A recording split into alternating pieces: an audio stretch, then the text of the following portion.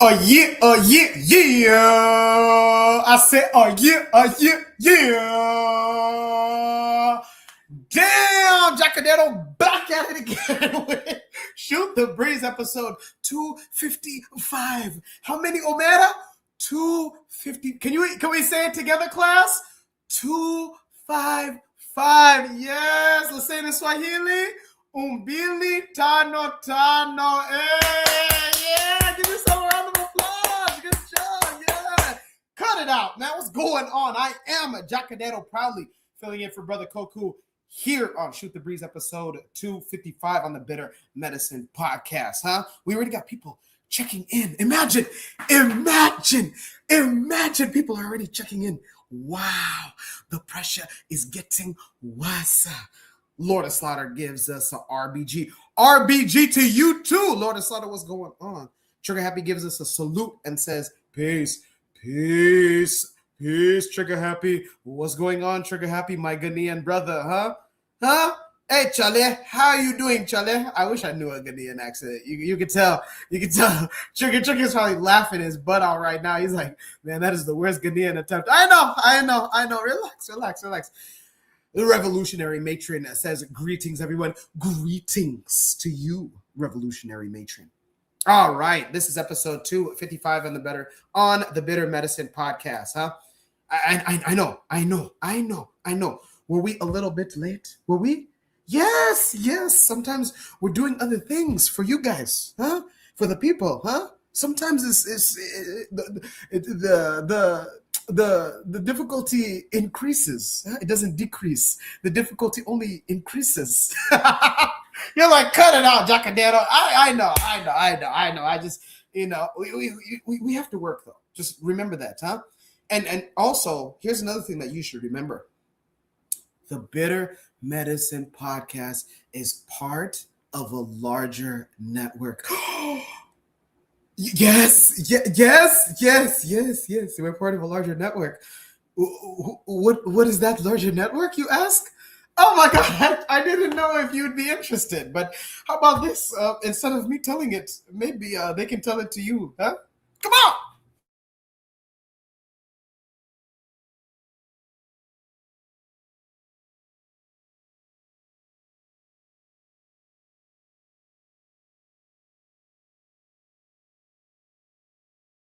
You are listening to the Bitter Medicine podcast on KWAC Radio.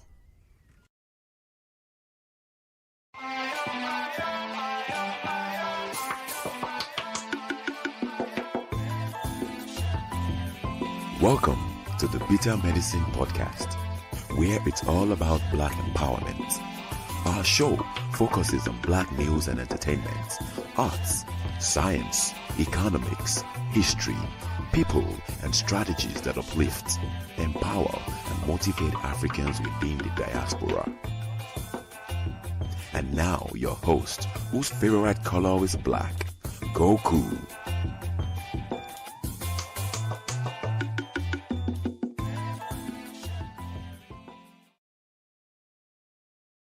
Welcome back to the Bitter Medicine podcast. I am your host, Koku.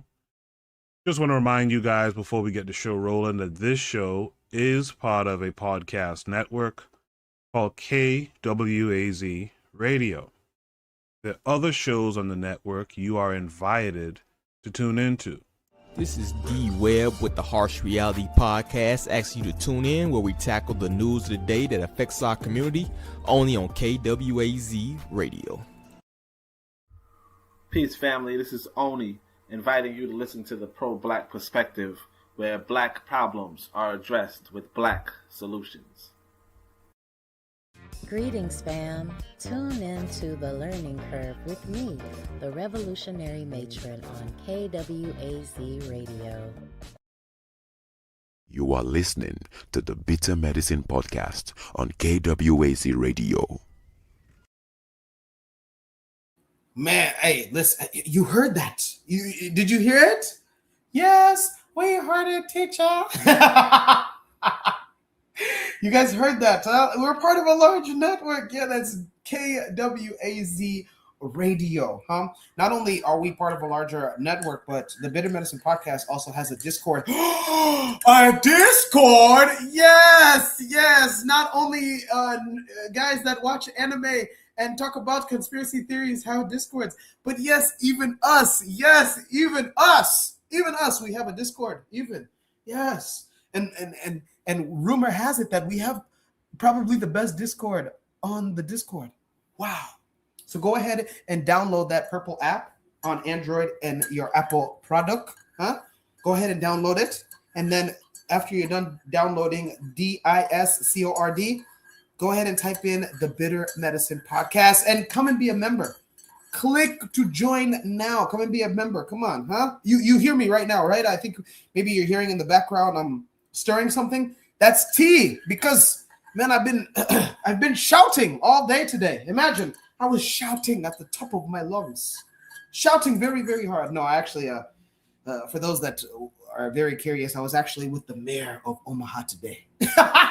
Let me not lie to you guys. I was with the mayor, but it wasn't as if like I was with a one-on-one meeting with the mayor. No. The mayor just showed up to an event that I was a part of. So that's why I can say I was with them. People brag. Oh, I was with the mayor. I was with the first black mayor elected of Omaha. He showed up and gave a speech at the event that I was at. But nonetheless, I was yelling. I was really giving it to them. Hey, we are strong. We are mighty. How did Jesse Jackson used to say it? You are somebody, right? That's what I was doing today, man. But otherwise than that, so again, this is Shoot the Breeze, episode 255. I am Jacadero, probably filling in for Brother Koku here on the Bitter Medicine Podcast. We have a Discord. You guys got that. We're part of a larger network, KWAZ Radio. You understand that. Now, if I were to think, Trigger, Lord of Slaughter, Matron, if I was to think, what would be the last thing that I should be informing you guys about? Not necessarily you three, but what? Okay, just confirm. I've told you guys what episode it is. Episode 255. Who am I? I'm Jacadero, handsome Luo. What is this? The Bitter Medicine Podcast. This is part of a larger KWAZ Radio. Anthony checks in. He says Bitter Medicine Podcast. Amani kwa watu wangu wote kabisa mtu wangu kabisa. Anthony, kama ukifika Omaha, karibu kwangu manze, karibu wenu mtu wangu manze. Tunawakilisha wa African yeyote. Woo! I appreciate you, Anthony. Trigger Happy Answer says the topics. No, not yet. Before we even get to the top, what is one other thing that I'm needing to talk to you guys about? What is it? Just think. What is the last thing before we get to the topics? The topics are there, but there has to be something else. It's just like, what else could it be? Jacadero, we don't know. I'm not imitating you guys. I'm just saying. Jacadero, we don't know what it is. Can you just go ahead and just tell us? Okay. I'll tell you. It's the like button. What is wrong with you guys? Come on. Hit the like button. What's wrong with you? What is wrong with you? You got to hit the like button. Huh? Come on. What do you mean? It's arguably the most important thing besides the topic. You're Trigger Happy. I got him laughing. You got to hit the like button. Hit the like button. Hit the like button. Like my LIB or you got to hit the like. Hey, my pinky. You got to hit the like button. So hit the like button. Make sure you guys, Lord of Slaughter is dying laughing. hey, Lord of Slaughter. At times I can be kind of crazy, huh? Anthony says, Jacadero amani kaka angu. Yes. Yeah. Pia wewe. When mdongo angu. So hit the like button. Why? Because it's important. Not only just because it burns Did you know that your doctor would probably tell you that hitting the like button will burn some of your guys' calories? Did you guys know that? I know some of you guys are like, can we get on with the show? Relax. We were late, so it's okay. Relax, relax, relax, relax. But hitting the like button can not only burn calories, which can help you with getting your body to nowadays they're saying that lean is law. Some of you guys are on a caloric deficit, right? Maybe hitting that like button will help you burn a little bit more calories. Yeah, why not after you guys are done eating chapati and stew, some of you guys are packing a few pounds, so hit the like button, it will help. Lord of Slaughter is like, what is going on? I know. Anthony says I'll be up there. I appreciate it. Karibu Monze. But hitting the like button gets us in the algorithm, so that way like-minded individuals like yourself can also view this. Is that's okay, right? It's not illegal, right? It's not. It's allowed, right? Okay. You know, one of my professors used to always say, "Are we together? Are we together?" So that's one of the things. One other thing before we get into the stories. You know, we have a super chat. Jacadero, what is a super chat? You're saying all these words that we're not familiar with. We just want to get on with the show. Okay, relax. A super chat is basically when you want to give a little bit extra, when you want to give something extra. It's finances, Because we can continue to do this. That's fine. That's fine. That's okay. But in order for me to ask a raise from Koku, in order for me to ask for a raise, because it's not yet. I cannot ask for a raise yet. You guys can go ahead and super chat. How can you do that?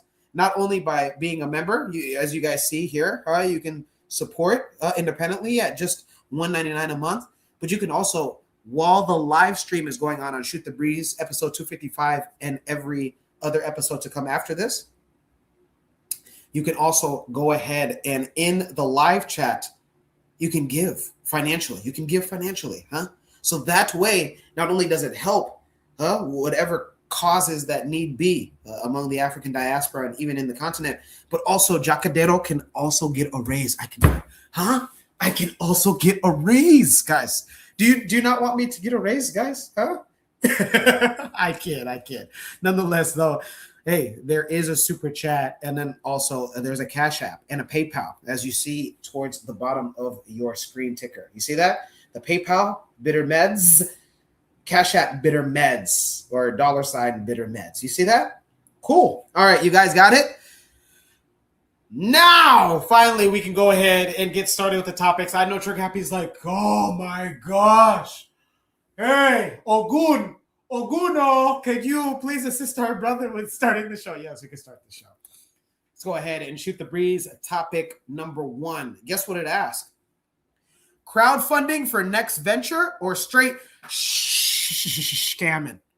Straight scamming. Listen. As much as we try to not talk about these things, sometimes we need to talk about these things.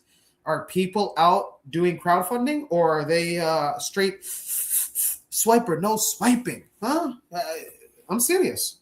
And check this out, guys. Not only do we have one, not only do we have two, we have 3 videos. 3 back-to-back videos to go with Shoot the Breeze topic number 1. Is that okay with you guys?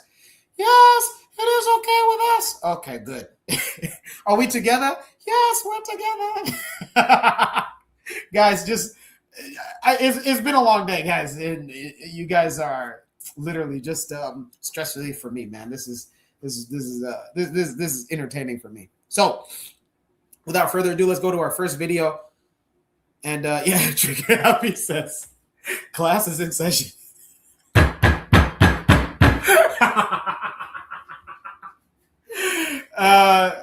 Brother Bakari says, peace and Black African power, Black African family. I appreciate you, Brother Bakari, man. You have no idea. And welcome to the show. Shoot the Breeze, episode 255. I'm Jacadero, proudly filling in for Brother Koku. Shoot the Breeze, topic number 1. It asks, crowdfunding for next venture or straight scamming? Let's go to the first video, 1 of 3. The first of 3. Bear with me, guys. As his fake financial advisor. Imagine it. Together on 3-way calls, they would show the women fake bank account statements with large, bogus investment gains. They would then solicit money from these women for fake investments, even encouraging some to take out personal loans for these can't-lose schemes. And in reality, they would just pocket the money and leave town, using it to fund a lavish lifestyle. In total, they scammed 26 women across 4 states for a total of $1.3 million, though the FBI thinks that number could be even higher. This man pretended to be a 49ers wide receiver to lure women on dates and eventually scam them out of $1.3 million. Meet Dejan Love, a fake wide receiver for the San Francisco 49ers. Dejan had a very active Instagram page where he posted often about his NFL journey, telling fake stories about how he made it to the league, working out on the beach in his fake helmet, a fake partnership with Fabletics, a video showing him signing a fake contract. Who you signing with? Who's your decision? Niner, you already know the Niner gang. Even posting a picture with his mom, saying none of it would be possible without her support. Dejan had profiles on various dating sites where he would start romantic relationships with women who believed he was a wealthy NFL player. Eventually, he would introduce these women to his accomplice, 18-year-old Taylor Chan, who would pose as his fake financial advisor.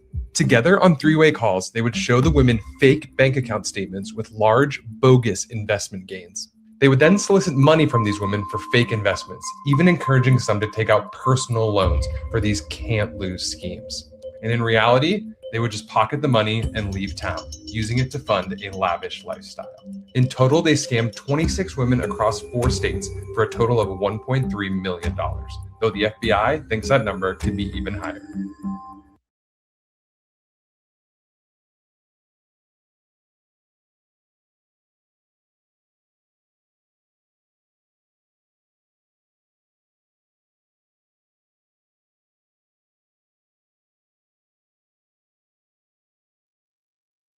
$1.3 million.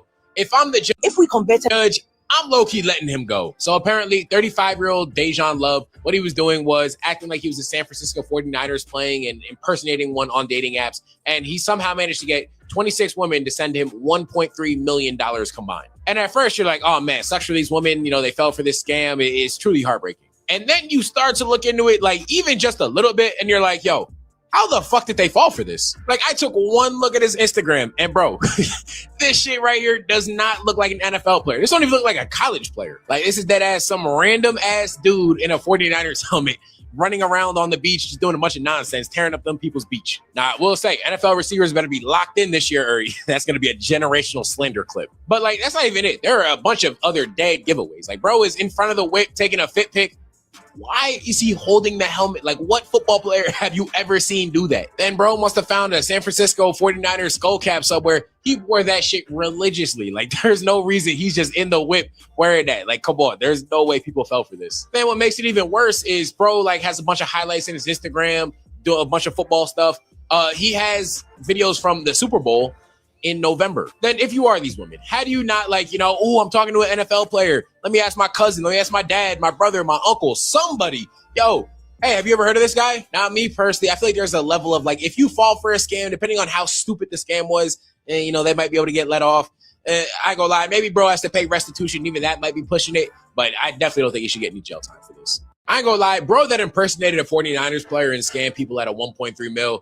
If I'm the judge, I'm low-key letting him go. So apparently 35-year-old Dejan Love, what he was doing was acting like he was the San Francisco 49ers playing and impersonating one on dating apps. And he somehow managed to get 26 women to send him $1.3 million combined. And at first you're like, oh man, sucks for these women. You know, they fell for this scam. It's truly heartbreaking. And then you start to look into it like even just a little bit and you're like, yo, how the fuck did they fall for this? Like, I took one look at his Instagram and bro, this shit right here does not look like an NFL player. This don't even look like a college player. Like, this is dead ass some random ass dude in a 49ers helmet running around on the beach, just doing a bunch of nonsense, tearing up them people's beach. Now, I will say, NFL receivers better be locked in this year, or that's going to be a generational slender clip. But like, that's not even it. There are a bunch of other dead giveaways. Like, bro is in front of the whip taking a fit pic.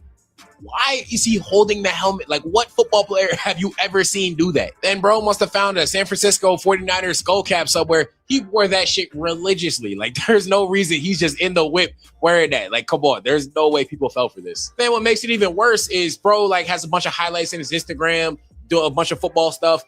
He has videos from the Super Bowl in November. Then if you are these women, player, let me ask my cousin, let me ask my dad, my brother, my uncle, somebody. Yo, Hey, have you ever heard of this guy? Not me personally. I feel like there's a level of like, if you fall for a scam, depending on how stupid the scam was, you know, they might be able to get let off.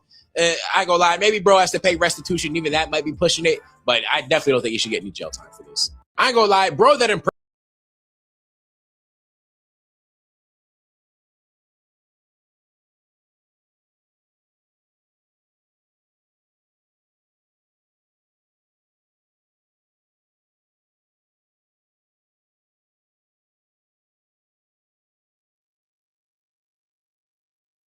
News that has taken the internet by storm. A 35-year-old man reportedly scammed 26 women out of more than $1.3 million by faking to be a 49ers player. Yes, sir. Dijon Love allegedly convinced many of his victims that he was sincere, a insincere romantic relationship and solicited money through lies and bogus investments. Federal prosecutor says he created profiles on dating app posing as a wealthy San Francisco 49er player to defraud numerous women out of $1.3 million. FBI agents arrested Love this week. Here's the video from his Instagram story. Let's take a look at this, guys. Okay, so I'm on my way to get my mom. I know I get a lot of fans who want to know how football works or how I got involved in the league and stuff like that. I know it's difficult now since switching teams and stuff like that. But I just want to give some context because I know a lot of people don't understand how the NFL works. Right. But if you know me and see me in person, I will explain. This is for the kids. This is for the people who want to understand more about my story and get another side of the story outside of just getting drafted into the NFL. So I'll go ahead and lock in for the people who do want to know, who want to follow me. So, but well, he created IA version of. Okay, so you mean AI version? AI. What I said. Those two screenshots posted. And that's Google. That's not me. Or translated over to Google was drafted into the NFL as you get drafted into the NFL, but there's other ways to faithful. So this is my finger. I can't really fully bend it. I'm a lot better now than I was when it first broke. And because I didn't get involved in the league the normal way, that was an issue. So I had to get that fixed. And as you can see, it's a lot better than what it was. I'm able to actually bend it in front. I was only able to move it like that. So it's a lot.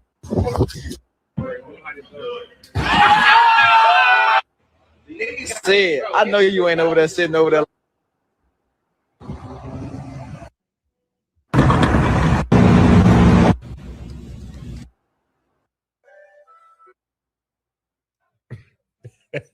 Boy, cutting, boy. Man, did you see him working out, Ocho? Yeah. You ain't seen him with the big chain on, huh? Super Bowl? Yeah.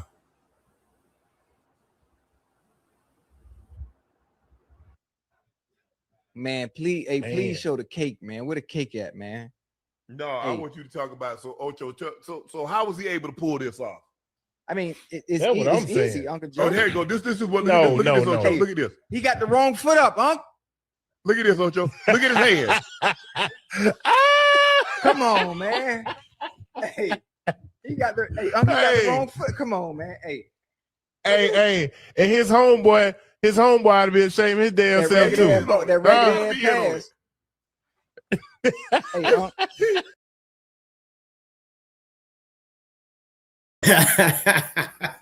Once again, I am Jacadero, proudly filling in for Brother Koku here on Shoot the Breeze episode 255. I'm not in the NFL, but who knows? Maybe I can fake it until I make it. Nonetheless, this is not the NFL. This is KWAC Radio. It's much better. It's for you. The NFL is not necessarily for us, but KWAZ Radio is for you. And one of the programs that we run on KWAZ Radio is the Bit of Medicine Podcast. Go ahead and hit the like button if you have not already. Follow us on Discord, the purple app. Go ahead and become the 100th. We have 99 members. You can be the 100th. Also in the live chat, we have a lot of commotion. You can go ahead and give your thoughts and opinions on the live chat. If you're watching us on your mobile device or tablet. Also if you just want to go ahead and sound off, huh? Maybe you just want to have your voice heard. Man, go ahead and click on that StreamYard link, huh? Go ahead and click on that. Why do I say that? Why do I say go ahead and click on the StreamYard link, huh? Why? Well, because not only does it give you the opportunity to share your thoughts, your feelings verbally, but also, I mean, listen, the chat, you might only feel so restricted, huh? So restricted. But when you are vocal, that way you're getting a voice out there, a voice, huh? Like literally, and it's your voice, not just anybody's voice, not his voice, not her voice, not their voice, but a voice, huh? Let's go ahead and check into the chat and see on what voices are out there while we wait.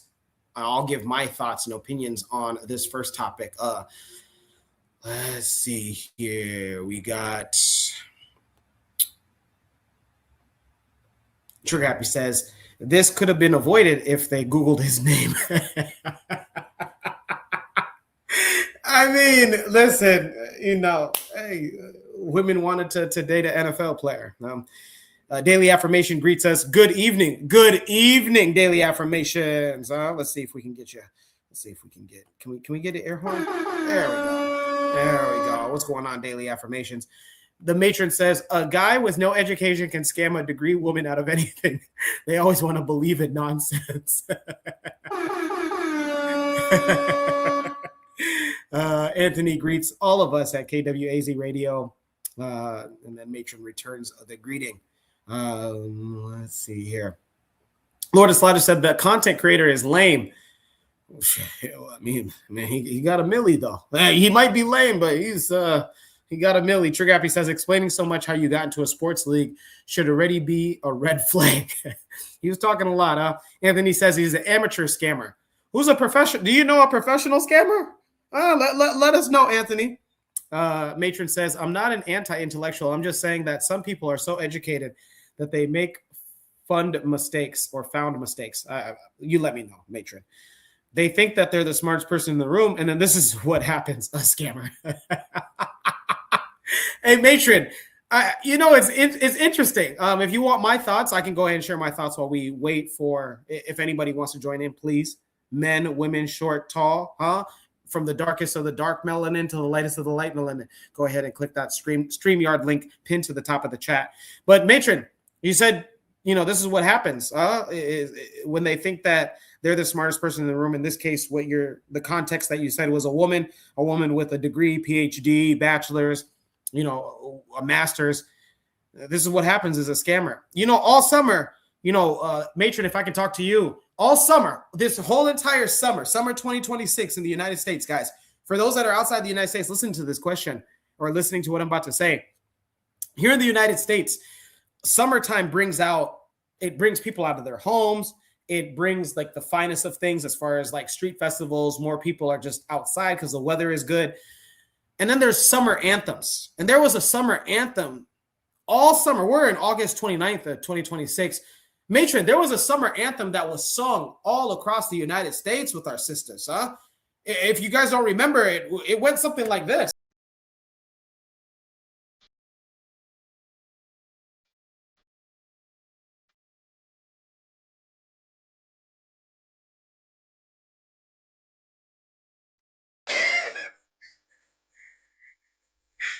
Hey, yeah, listen.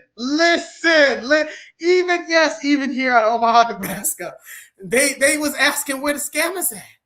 Spend that shit.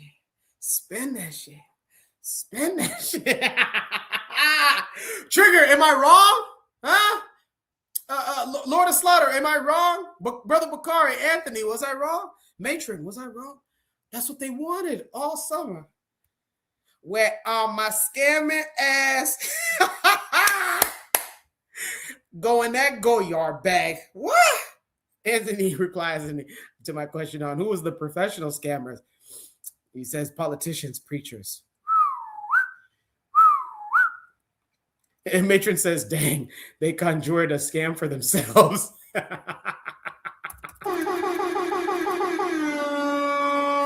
Did they manifest this? Matron, did they? That'd be impressive if they did, because it's like, man, you could really do anything you set your mind to, huh? Trigger Happy says there was an interview from the artist who made that song who said that they wouldn't let their kids listen to her music. Ironic. Really? Really? I did not know this. Nonetheless, so my thoughts, and you're probably wondering what your thoughts about what, Jacadero? What are your thoughts about? Well, Shoot the Breeze topic number one after seeing those 3 videos, asking the question, crowdfunding for the next venture or straight scamming, as you guys watched in those 3 separate Instagram videos. And a brother from the United States was able to, I don't even know what you want to call it, was able to put out the image out there that he was a drafted NFL player at that. So it's almost like, you're okay. I'm sorry, undrafted, because I saw where he signed documents. So undrafted, but he was able to convince women that he played for a team, a professional sports team, and that's one thing. That's one thing. Him convincing women that he plays for a professional sports team, that's one thing. If you go to college in the United States, you'll come to find out real quick is that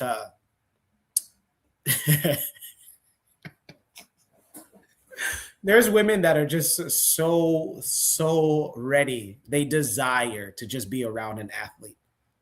Even in college sports. Ask me how I know. Even in college sports, you have women that desire just to be next to an athlete. You can play even, no offense to any of these sports that I'm going to name, but you can even play, soccer. You can play water polo. Oh my God, you play for the school? Or you play for this school? Let's get to these comments before I share my thoughts even further, because I got a lot of thoughts on this.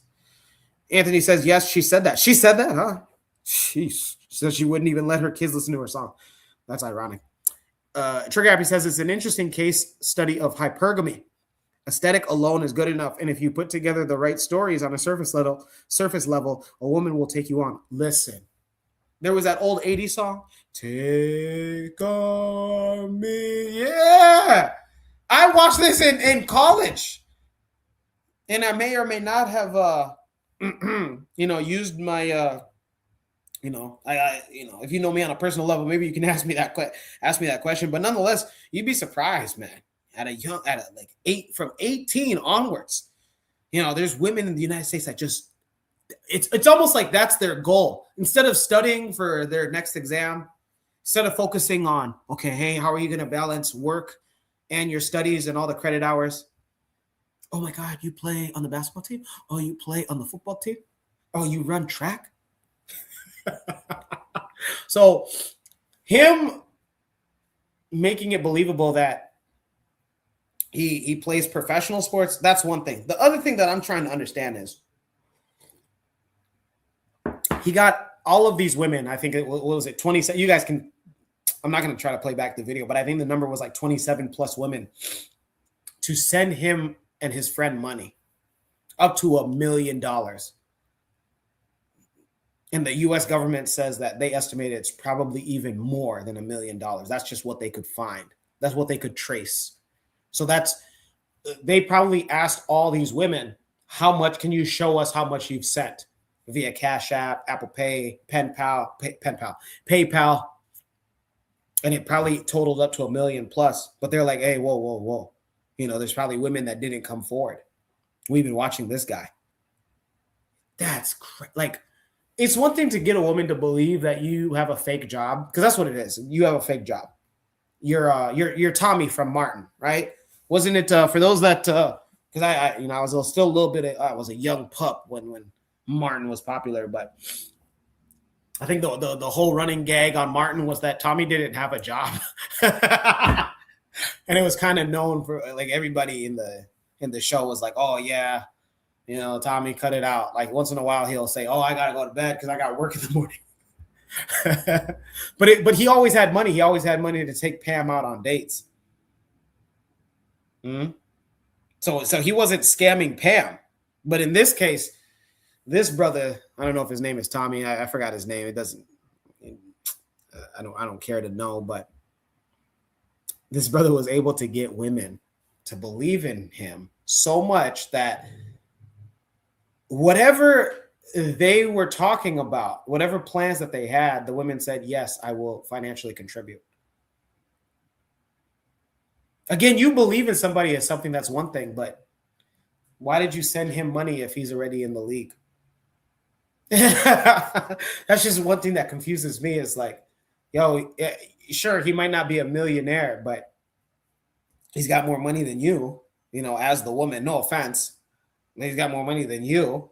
So that'd be my thing. If I was a woman, I'd be like, well, why does he need my money? Trigger Happy says, yeah, that's what I was going to ask as well. It doesn't, like, how did he convince them? Like, he's got to write a book and I'd read it. How did he convince them that, yeah, just because I'm in this multi-billion, each NFL team is worth at least $1 billion, and revenue is up there in like the 700 yearly revenue. It's like 700 plus million each year. How did he convince women? Yeah, I'm in the NFL, but I need some of your money.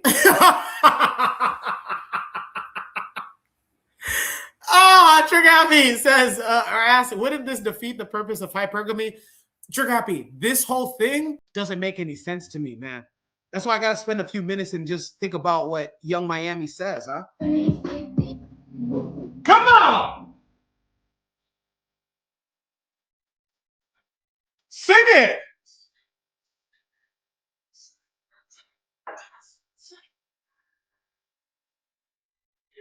Woo! Bro, Trigger Happy, just like you, I have no idea how this makes any sense. I think I got a hold of this story, like I'm a journalist. I got a hold of this story. I was made aware of this story, I think, on Wednesday of this week. And I was like, wait a minute. How does that make any sense? Like, okay, cool. You convinced people that you played for the NFL. All right, cool. All right, whatever. People do it for the NBA. Oh, I don't play on an NBA team per se. I play on a G League team, a growth team. Or, hey, I play on an overseas. I play Euro ball, but I'm contracted with the Lakers. People do that. Trust. If anybody's listening right now, trust and believe there are men right now. Probably one of your guys' sisters is dating that guy. We'll call him Otieno. Otieno and Adesanya. Yes, remember those guys that were standing in front of the corner store, the gas station? Yeah. Those guys are convincing some of you guys. I know some of the dads in here are like, wait, whoa, not my daughter. You better hope not. You better hope not. Man, Adesanya and Otieno, they running double dragon, bro. Hey, listen. They Listen, if they was in the WWE, they'd be the best tag team duo ever. There are some guys right now that are talking to some of your guys' female family members, your nieces, your girl cousins, and they're telling them, oh, yeah, I play for this. I play for PSG. I play for the Champions League, but I don't play on the squad. I play for the practice squad. That's not new. If you have any men in your life, just ask them, hey, did you ever know of any guys that would fake being a professional athlete just to talk to women? And they'd be like, oh, yeah. As a matter of fact, yeah, one of my guys is doing that right now. The only thing that this is why that makes this story that much more pivotal is that you got not just one, not two, not three. You got more than 10 women to give you money as a professional athlete. That's crazy. Hey! Are you hearing applause? Yes, you're hearing applause. Because I don't know how this is done. Some of you guys want me to feel bad for the women, but I'm like, whoa. This guy needs to write a book. How did you do that? Am I condoning scamming? No. Because it can get you in some serious trouble. The FBI is on you, bro. You about to be in a cell with Nicolas Maduro, huh? former president of Venezuela. In the chat, Trick Happy says, it don't help too that women are generally not knowledgeable in sports, so a lot of men can get away with it if they have the right components. That brother in the second video said this: if most of these women just ask their male family members, hey, I'm talking to this guy. He plays for the 49ers. What are some of his stats? Cool. Stats might even be too niche for some of our women. That might be too niche. That might be way too obscure of a thing to say. But you can just say, hey, what do you know about this guy? Like, hey, how was he in college? Right? Because that whole high school to professional, as far as I know, that doesn't even happen. You got to go through college first. So it's like, okay, hey, what do you know about him in high school? How did he play? Like, oh, was he pretty good? I mean, clearly good enough to play for the 49ers, but it's like, none of you guys like, but then again, maybe some of these women, Trigger, were so private about their relationship or lack thereof with a homeboy from the 49ers that they were like, nah, I don't want, because I've heard women say this. I'm talking to so-and-so, and it's a celebrity, a high-profile person. Let's just say high-profile person, professional athlete, actor, musician, and I just don't want anybody outside of my closest friends to know because I don't want to jeopardize what we got going on, and he might feel away if he finds out that I'm putting our business out there. So maybe it was that, Trigger Happy. Woo! I'm doing mental gymnastics, Trigger. I'm doing mental gymnastics just to understand this. We'll get to we got a new panel. We'll get to our panel. Give me a moment here. Trigger Happy says, the only time I've seen women watch sports is if they liked a particular man on screen or if they are legitimately somebody who watches or plays, which is a super minority. Trigger, just like you, man. Even the women that I know, they would do their homework. I have known women to only be detectives.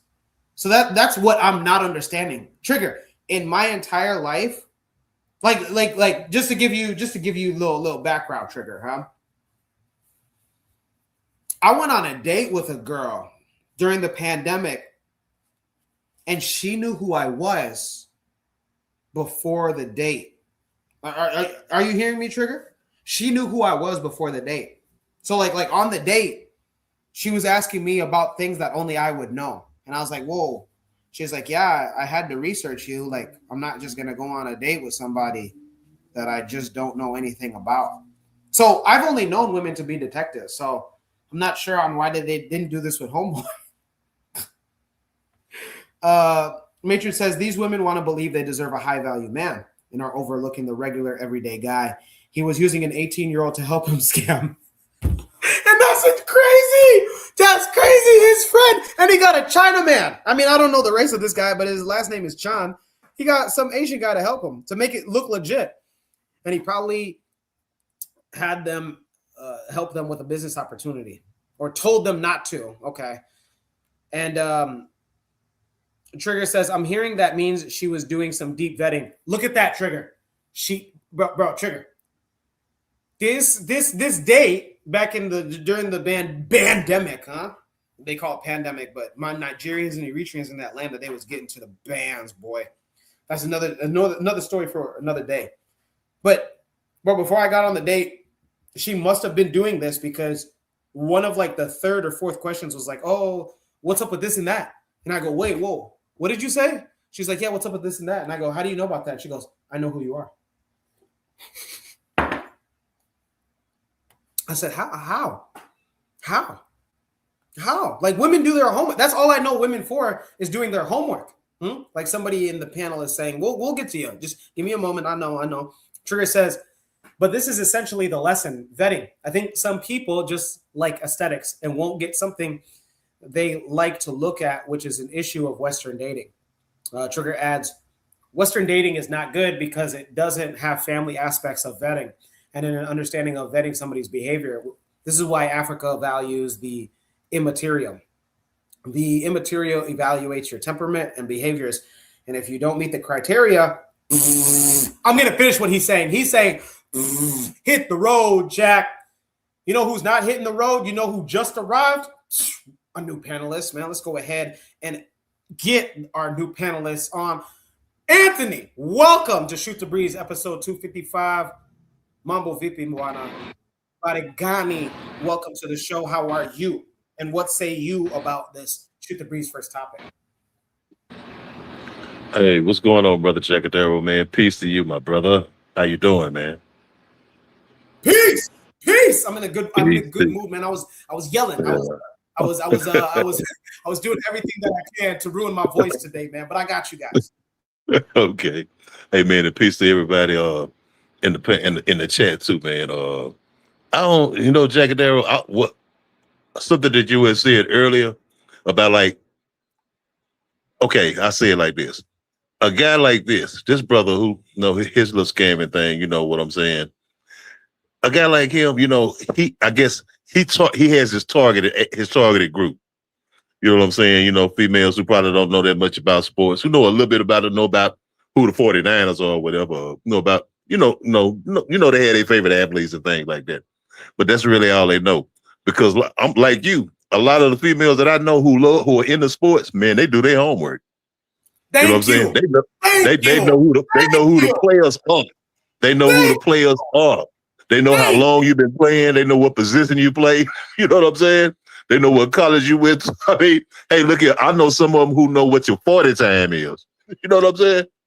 So I mean, like there are a lot of these sisters who are into that. Who into that game? Who are into the sports and like the sports guys, the brothers who play, the athletes who play sports. They do their homework and they know a lot about it. And like him, he wouldn't have stood a chance against one of them. But somebody like the girls I know around in my neighborhood, they don't. A lot of women that don't look at sports. You know what I'm saying? They, unless it's the Super Bowl or the NBA championship, and it is a lot of us over there. We having a Super Bowl party or something like that, and they see some guys who they think cute, whatever. But beside that, they don't even know. But they don't think about sports too much. They got too many other things on their plate, to be worried about. But like you said, there are this group of women, these segment of women who are into that. They do their homework diligently. You know what I'm saying? They do it diligently, man. I mean, they just like, yeah, they up on everything. They know more than you do. They know more than I do. You know what I'm saying? About their players. You know what I'm saying? And you can just think about them. Just look how let's go down the list of players who basically who got in a little trouble behind some of these young women. Like remember Gary Sheffield, the baseball player, remember Jerome Bettis, the Bucks played for the Pittsburgh Steelers. It's several and a number of other ones, that ended up being the victims of scams themselves. Before we even get any further, Anthony, the guy on the screen that you're watching right now, Shannon Sharp, was targeted. Homegirl went to the gym specifically because she was like, that's the gym that he goes to. Yeah, exactly. You're 100% right. But I'm saying they be knowing what they be doing. The real ones, you know what I'm saying? Who into that whole kind of thing. And I would just want to say so. It was something it's on the subject, but just a little bit slightly off. Okay, like how the brother presented himself as a player. Now, if you're big brother, strong brother, work out everything, he probably could fool some people. But it made me think about, like, Jackadero back in the 50s and the 60s, like in the entertainment industry, with R&B, with music, in the music industry. A lot of times you would have groups that like, well, a group got, hey, this group's supposed to come here tonight. But a lot of the people at that time hadn't seen the group in person. They heard the music. You know what I'm saying? And so sometimes they say, well, we got the Flamingos or whoever coming to this event tonight. Everybody love their music because they heard them on the radio. But like at the show, actually, it'll be another group that came. You know what I'm saying? Because I remember Eddie Levert or the OJ saying this thing, like, we filled in for like the Temptations or somebody. They thought the Temptations were coming, they never seen them. And they thought we was the Temptations. You know what I'm saying? Because they never seen them. So, I mean, even that scam type stuff, it's pretty old. People been doing it for a long time. You can get away with it as long as you mess with people who like, you had that targeted area, that targeted group of people, because I'm quite sure he did his homework and said, well, I'm going to get some people I'm going to find out who don't know nothing about sports. Because, me, like just right now today, me and you, other guys, who we into sports, we look at football, whatever, you know what I'm saying? No, we already just listening at how he talk, his whole conversation and some of the stuff he said, we know, man, this dude ain't no professional athlete. You know what I'm saying? No, we could tell that he no athlete, man. We could see that scam coming. You know what I'm saying? But that's what happened. They pick on people who gullible, or who don't know about sports. People who you can fool. You know what I'm saying? So yeah, I land the plane right there, brother. I appreciate it, Anthony, and welcome to the show, big dog. Okay, so yeah, there's a big chance, especially if like this was as elaborate of a scheme as what we're being told, especially if the FBI is like, hey, yo, this is not just a state case. Like, yo, federally we need to involve this. And I'm not saying I'm an expert on law. Maybe after it gets a certain number, maybe it just automatically becomes federal. Don't argue with me about that, guys. I'm not here to argue. I'm saying that at least it's somewhat sophisticated. Where I'm going with this is that, sophisticated or not, how did they get women, whether these women did their homework or not, how did they get them to give money? How did you do that? How did you do that? No matter if these women knew who you were or who you faked to be, who you acted to be, like, how? $20, $10, that's one thing. But even then, bro, every woman that I know would be like, yo, like, why don't you have $10, $20? Like, you're an NFL player. So I can only imagine asking $1,000 at a time. Unless, the question, Shoot the Breeze topic number 1 asks, crowdfunding venture or straight scamming? Because unless they said, hey, this is a business venture, a capital, what do they call that? Venture capital. This is a venture capital that we're doing crowdfunding on. Hey, since you're my chick, since you're my woman, my baby boo, my my fine shit, we go together real bad. We go together real bad. Go ahead and pitch in 10,000. I already pitched in my 10,000. And go ahead and do that. Because if they did that, woo-wee, go in that go-yard bag, right? That's what she was saying. In the chat, Trigger Happy says, Black people have to return to a strong communal vetting system when it comes to family arrangements. At the very least, if you meet a man, let him be vetted no matter the aesthetics. Just look at that. I thought this was the bare minimum. But again, Trigger Happy, you're also assuming that every woman is really up forth with who she's seeing. There's some women that are so, for whatever reason, maybe they've been burned in the past. Like, oh, another chick, attempted to steal her man. So they're like, nah, from here on out, all of my business is going to stay my business. And maybe that was the issue here. Maybe it was just like, oh, so many women were keeping quiet because they're like, nah, I got an NFL player. The last thing I want to do is to put that out there so other women can try to take my meal ticket.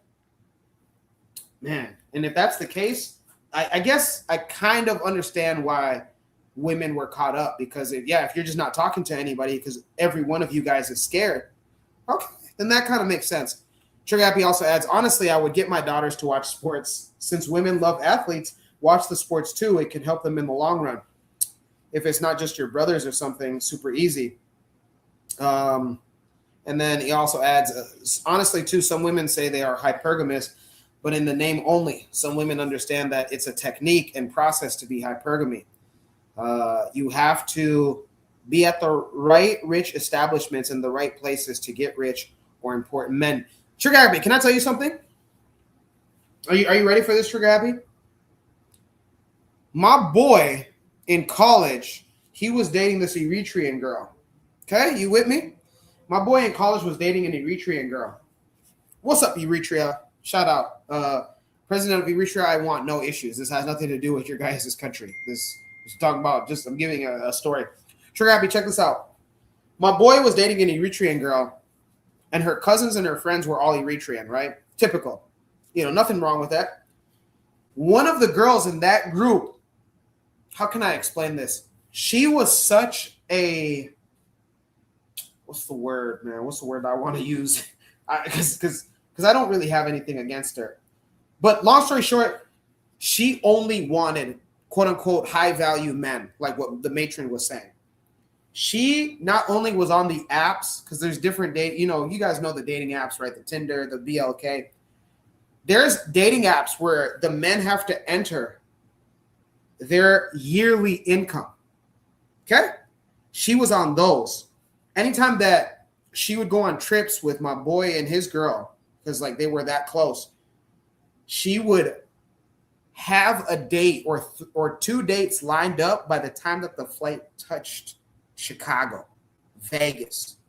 What I'm trying to say is that, listen, there's some women out there that their whole purpose is to like be in those positions.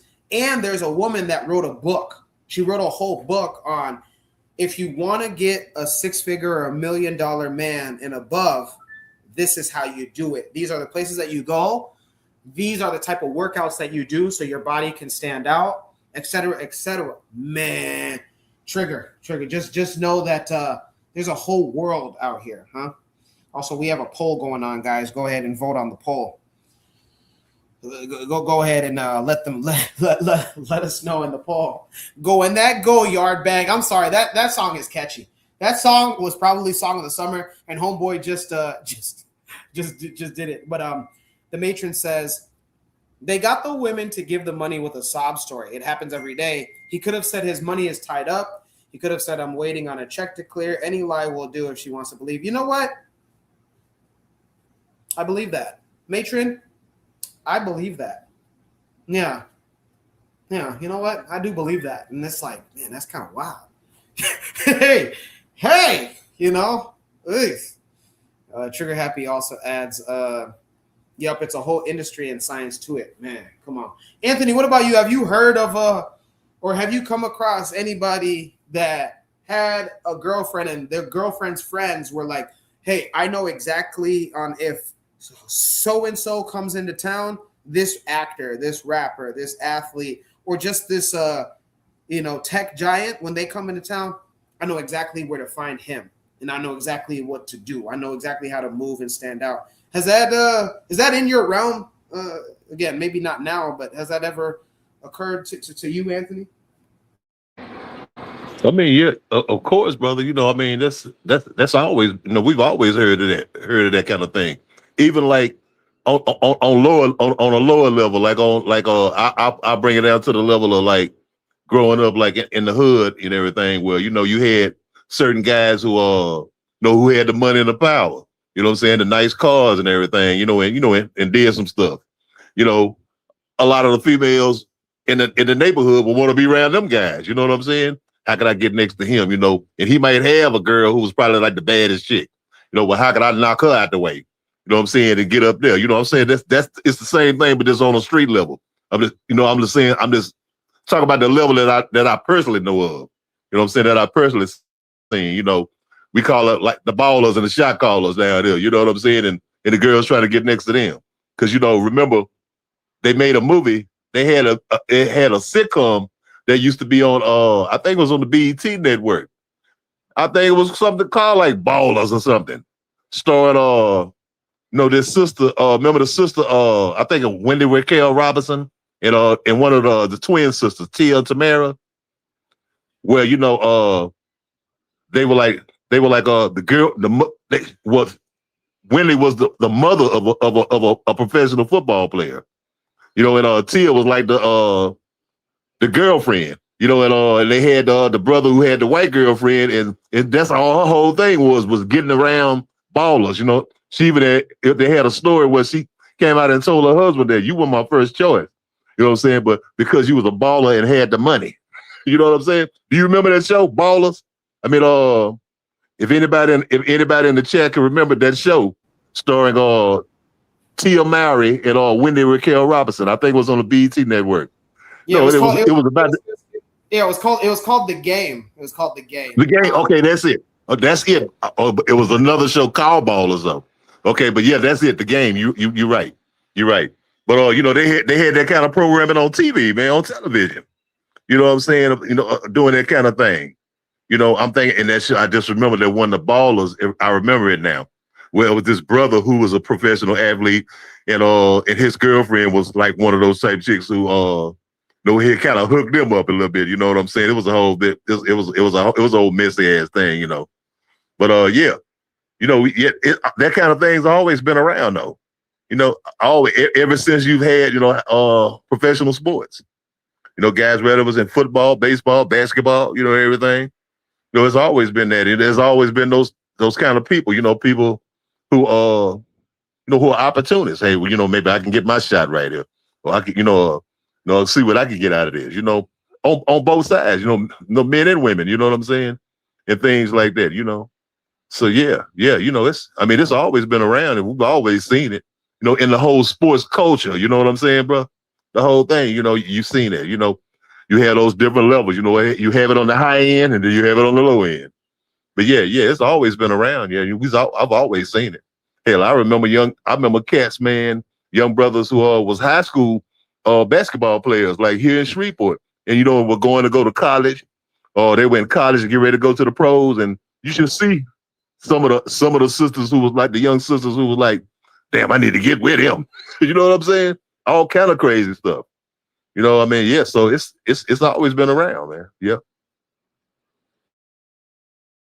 You know, before we and I appreciate it, Anthony. Before we get into our other panelists' thoughts, maybe if they have any other thoughts, give me a moment. I'm gonna get a good story here.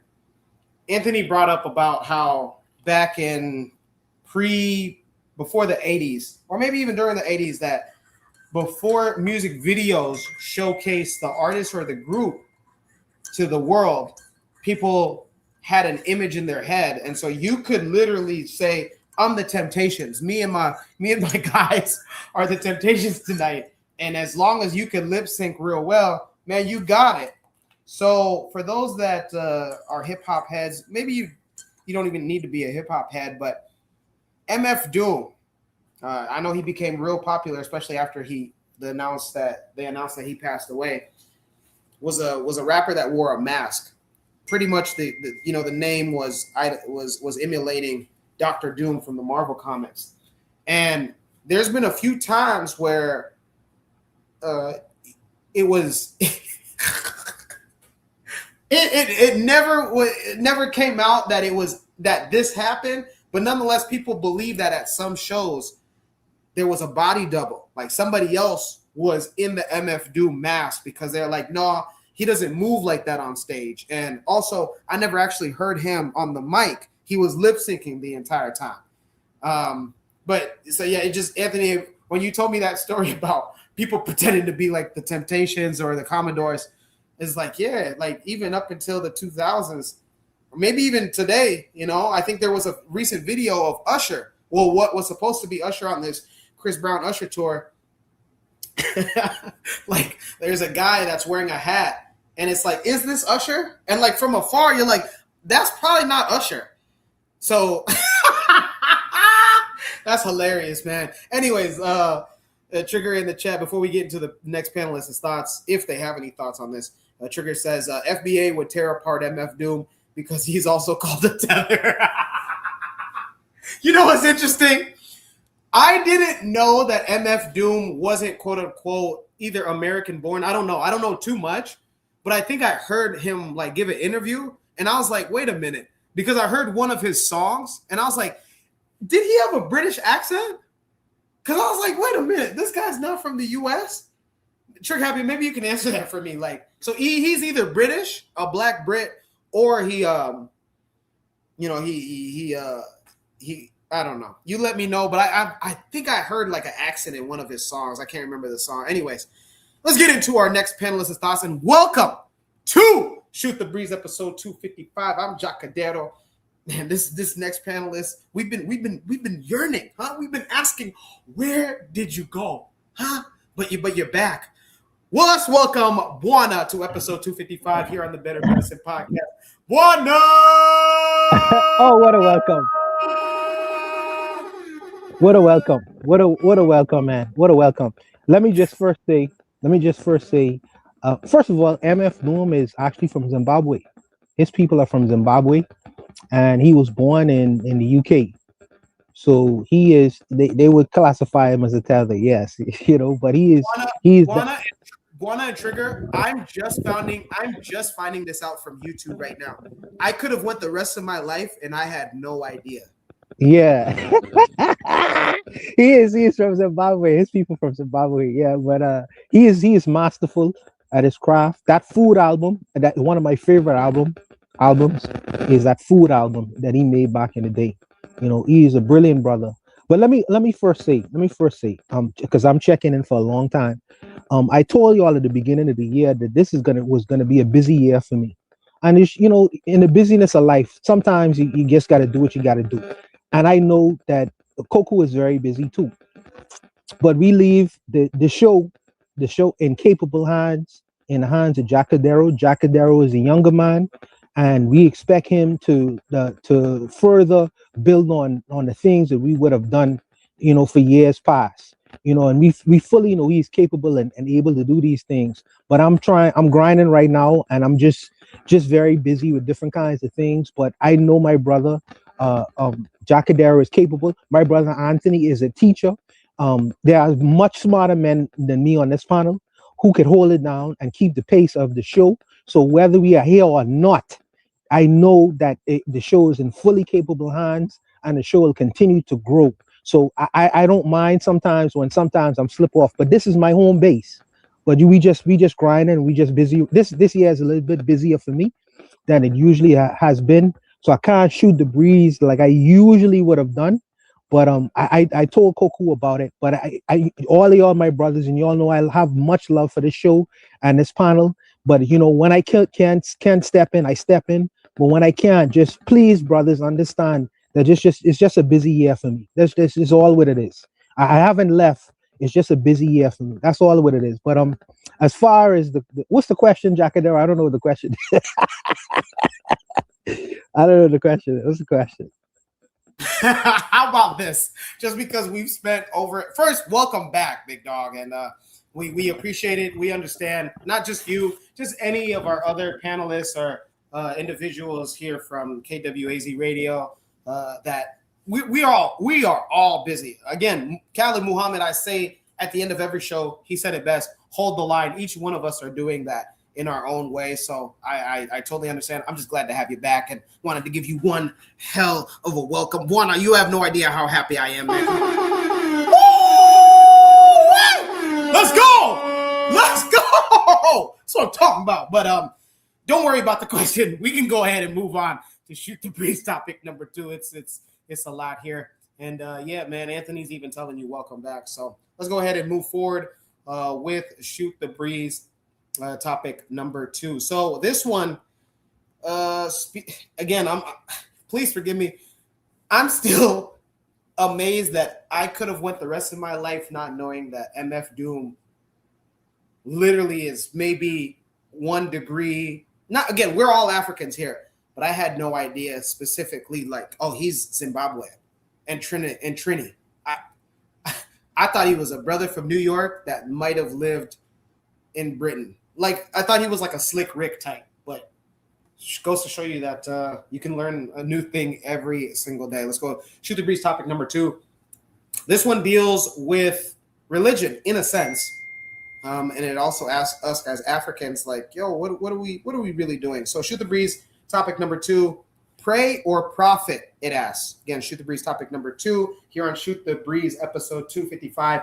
I am Jacadero, proudly filling in for Brother Koku here on the Bitter Medicine Podcast. We have a Discord. Yes, that purple app. Go ahead and download it and then add the Bitter Medicine Podcast.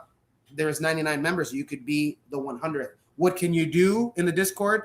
Not only connect and build with like-minded individuals like yourself, but also add to the show. We just not only are just literally shooting the breeze on Saturday nights, but it happens throughout the week. I always tell people that the Bitter Medicine Podcast Discord builds and connects 25/8, 25 hours a day, 8 days a week. So you can add topics to each and every Saturday. That's you.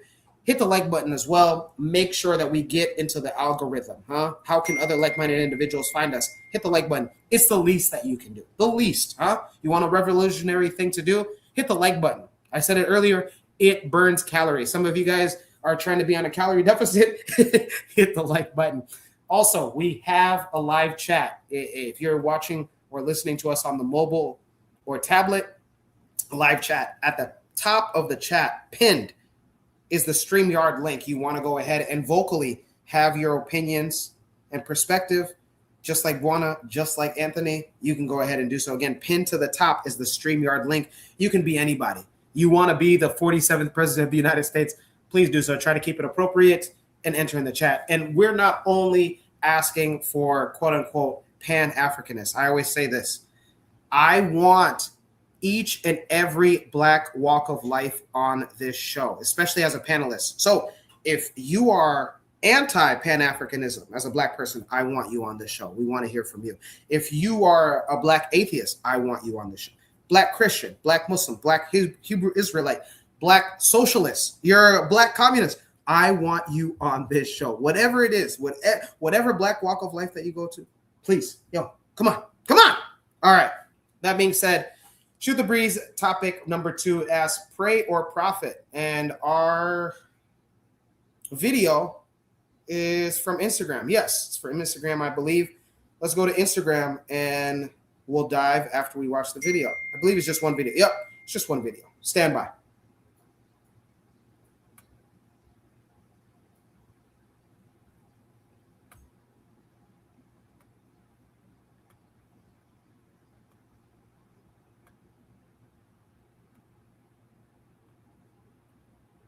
Day in China and it is a normal working day here, but somewhere in Africa our people are now getting ready to go to church, pray for jobs, pray for financial breakthrough, pray for God to connect them to their destiny helpers. They are going to ban the devil, kill witches, sow seeds, pay tithes. Let me tell you something. The Chinese are creating products, building businesses. China produce majority of the things that we use in Africa. Why is that? These people don't go to church, they don't sow seed, they don't pray in tongues, but they produce almost all the things that we use in our daily lives. My dear brother, my dear, it is time we understand that success equation is different from prayers and fasting. You don't have to pray in tongues, you don't have to go to church, you don't have to sow seed before you can be successful on this earth.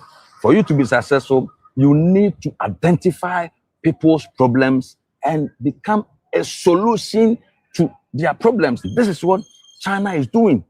They come all the way from Africa to a country that does not believe in God and Jesus Christ to buy products, and we take it back to Africa to sell and make money. My dear friend, if you're watching this video, you have to think like the Chinese. What problem can you solve and make money? If you can come up with one problem you can solve and make money, and yeah, you will succeed in Africa, and you don't have to go to church and spend hours upon hours to cry to God, to sow seed, to fast before God will bless you. God has given you all the things you need to be successful. We have to be smart and use the mind that God has given us. Follow me for more videos, share this video and comment below. It is Sunday in China and it is a normal working day here.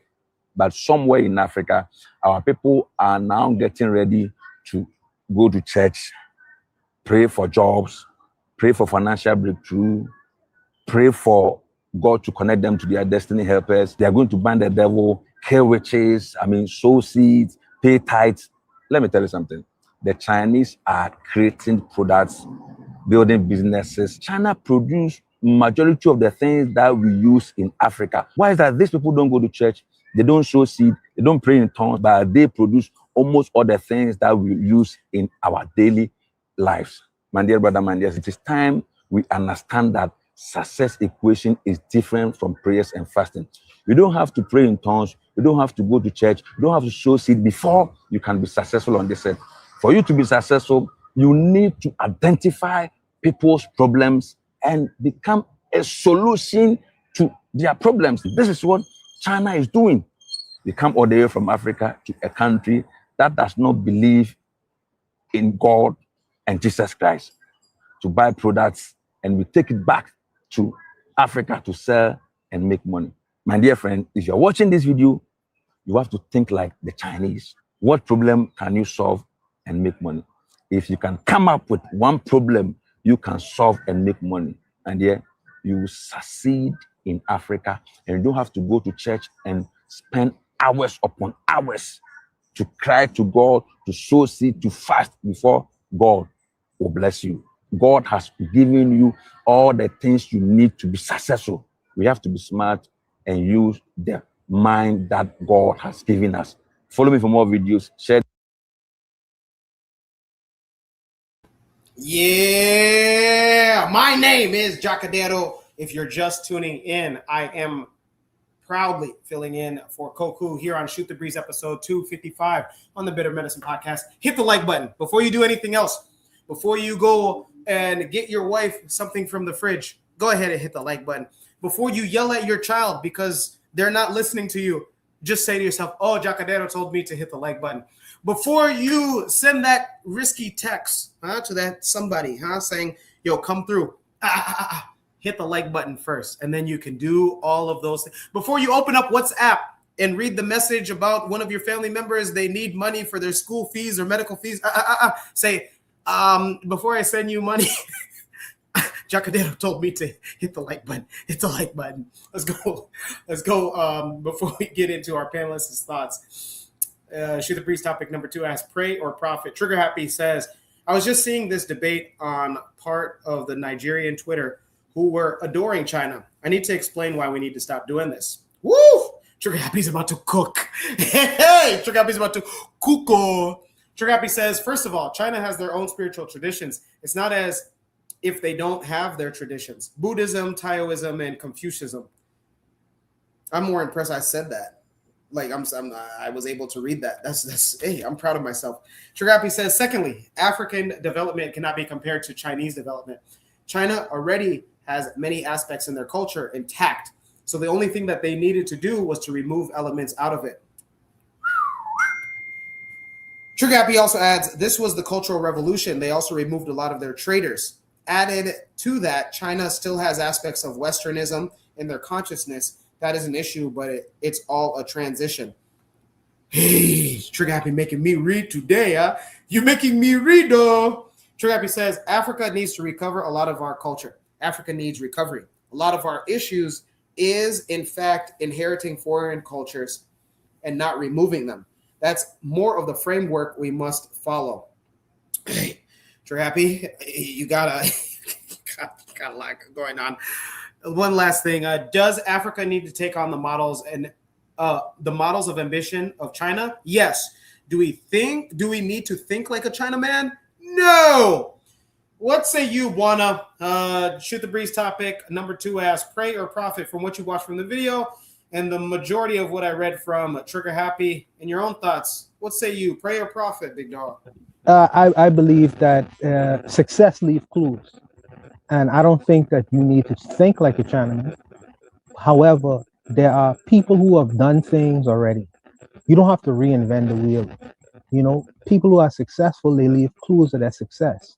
I'm not saying you should become a Chinaman, but there are some things that they implement as far as economy goes. Economy, what I mean is what a man does every day that either is improve their life or take away from it. Okay? So there's this saying in Japanese, parlance, it's called kanai or kaizen, something like that. It says continually and always improving, something like that. I can't remember exactly the term. And I think that we as African people need to have a paradigm shift in thinking, continuously trying to figure out ways to improve ourselves, to improve the things that we do, and not also what this man say is true. Become problem solvers. It makes me on Saturday I am working. Me on Sunday I am working. I understand that in the global economy I am a competitor with the Chinese, with the Russians, with the Americans, with everyone else. So I have to function on a level that's competitive with the rest of the world. And I think that sometimes when we take the time to do things that I believe may take away.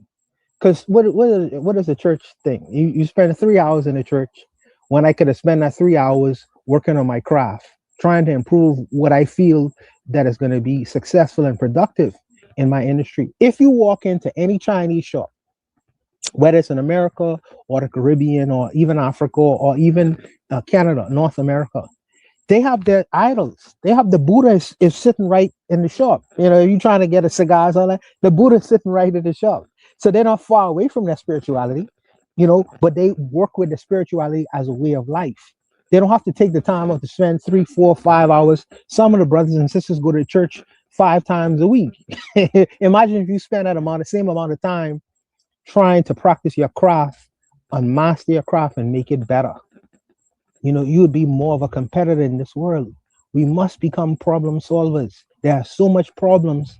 We have an opportunity. The black man in the world has a great opportunity because we have so much problems that we need to solve, and people will be willing to pay top dollar if we was to solve some of the problems we have in our communities. We don't need to necessarily go outside of it, but it takes time to do that. It takes thinking time to do that. Thinking time. And I think that if you spend the same 3-hour process, instead of going to a building for 3 hours, sit down and try to tinker or try to figure out a problem that you could solve every Sunday, you know. And I think that not only would you be the better for it, but the community would be the better for it. So I think that he is absolutely right. I think that sometimes we master in the minor things, you know.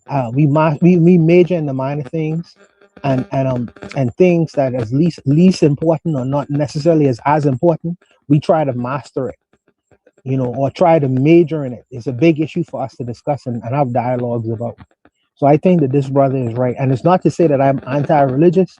I just think that we could focus on different. We could have a paradigm shift in our thinking, and focus on more things that is going to be more effective and more productive for our communities. Try to be problem solvers within our communities. So he is absolutely right about that. Appreciate it, Buana. Yeah, you know, one thing that you mentioned that does stick out is that, yeah, you go into any Asian, I mean, the most common is like a Asian restaurant, Chinese, South Korean, Japanese restaurant, and you know they have their they have their gods, their deities in their establishments, and yet they're not necessarily doing what Africans are doing. But maybe that's a conversation to be had. Anthony, what say you from what you've heard? Pray or profit? Shoot the breeze. Topic number 2. Oh, okay. All right. Yeah, that was that's an interesting prompt right there, man. And I have to say that, okay, this is I'm gonna go from this angle right here. I think, bear with me for a minute. Okay. I think that we as black people, African people, you know, all over the world, we've always been problem solvers, like Buana was saying. We've always been problem solvers. We've always been thinkers. We've always been creative people. You know what I'm saying? And I think we have to go back, particularly we talking about the African continent, about Africa. Okay, we have to always go back to the Benin Kingdom, you know, because you know I love studying about the Benin Kingdom. You know what I'm saying? And how sophisticated the Benin Kingdom was, you know, politically, culturally, socially, on all levels. How, you know, how the Europeans even talked about how sophisticated it was. You know, they know with their relations with their neighbors, the trade networks and everything. I mean, it was like a regional hub. You know what I'm saying? So we always had that. What I'm saying, what happened is when European colonialism came in, okay, when we didn't have, you know, our independent nations at that time, you know, with European colonialism, the colonization of the African continent. Okay. And this is where the religion part crept in. Well, we had beliefs, our spiritual system, our belief system before then, but switching to Christianity, switching to Islam, whatever. And with with all of the bullshit that came with it, because for the most part, especially like Christianity, it was something that was imposed on us. We had to lose our African belief systems, our culture and everything. And so they switched us to this God, this creator God who if you do what he say, then he'll bless you eventually. You know what I'm saying? And then when you fast forward that to the day, here we go now, have our people in church praying, asking the Lord for to bless us with this and that and that. When we forget about that scripture that they accidentally let sneak through, is that while you up there praying to this God to bless you and this, look here, the God is in you. You know what I'm saying? We as black people, the God is in us.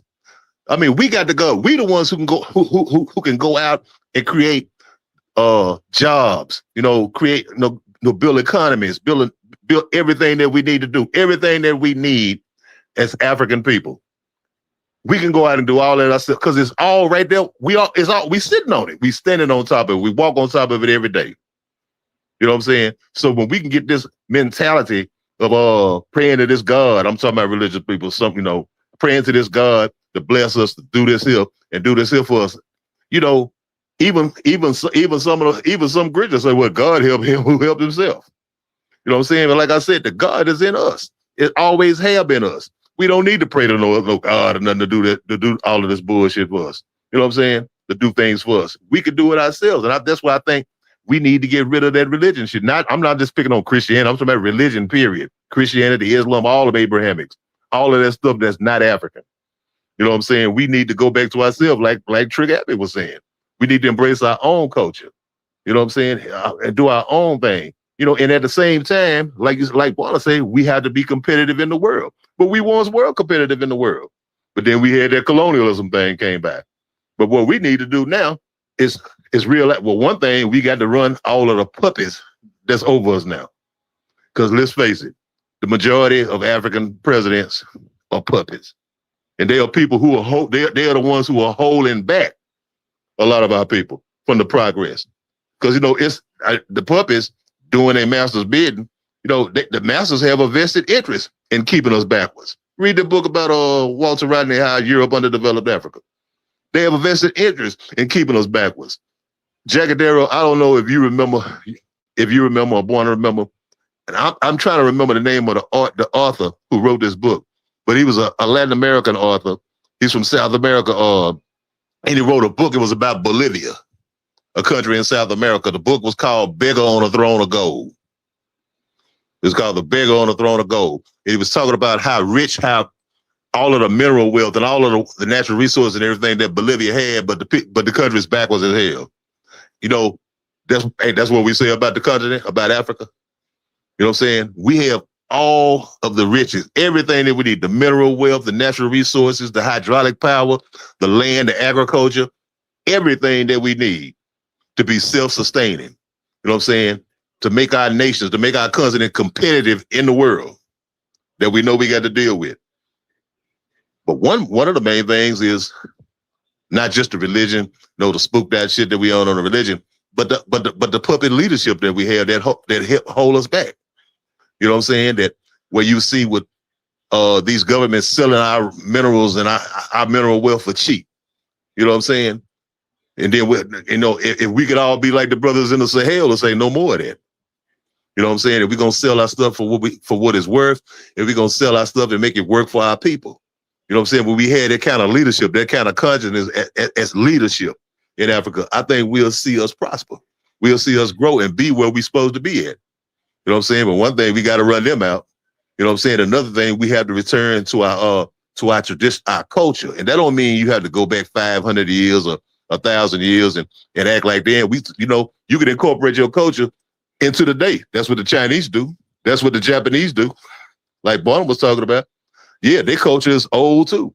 You know what I'm saying? Go back hundreds of years and maybe thousands of years, and they incorporate it into their everyday life, and they incorporate it also into their work ethic, the way they live. You know what I'm saying? The way they do business and everything. You know what I'm saying? We could do the same thing. And it's not emulating anybody else. It's just us doing our own thing. You know what I'm saying? And so yeah, man. Those are the things that we need to do. Like I said, we could do without.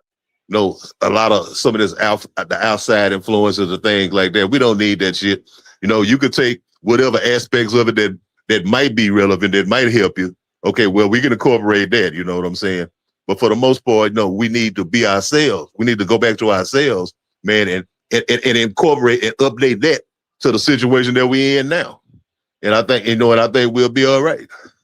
So yeah, I gotta ask okay, go ahead, brother. Yeah. While I have him here, because like I say, his smarter brothers will be on this panel.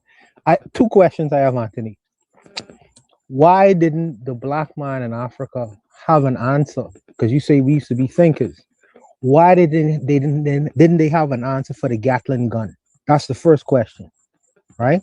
Because you would think that we thinkers. So it's like, okay, now you bring in the Gatling gun to cause our people to basically be subjected to you because we don't have that kind of power.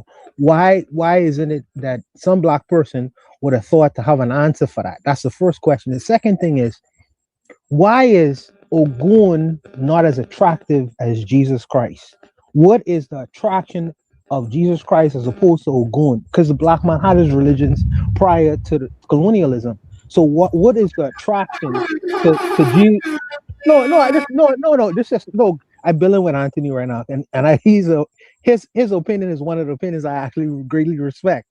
But the question I have is why wasn't Ogun more attractive to the African mind than Jesus Christ?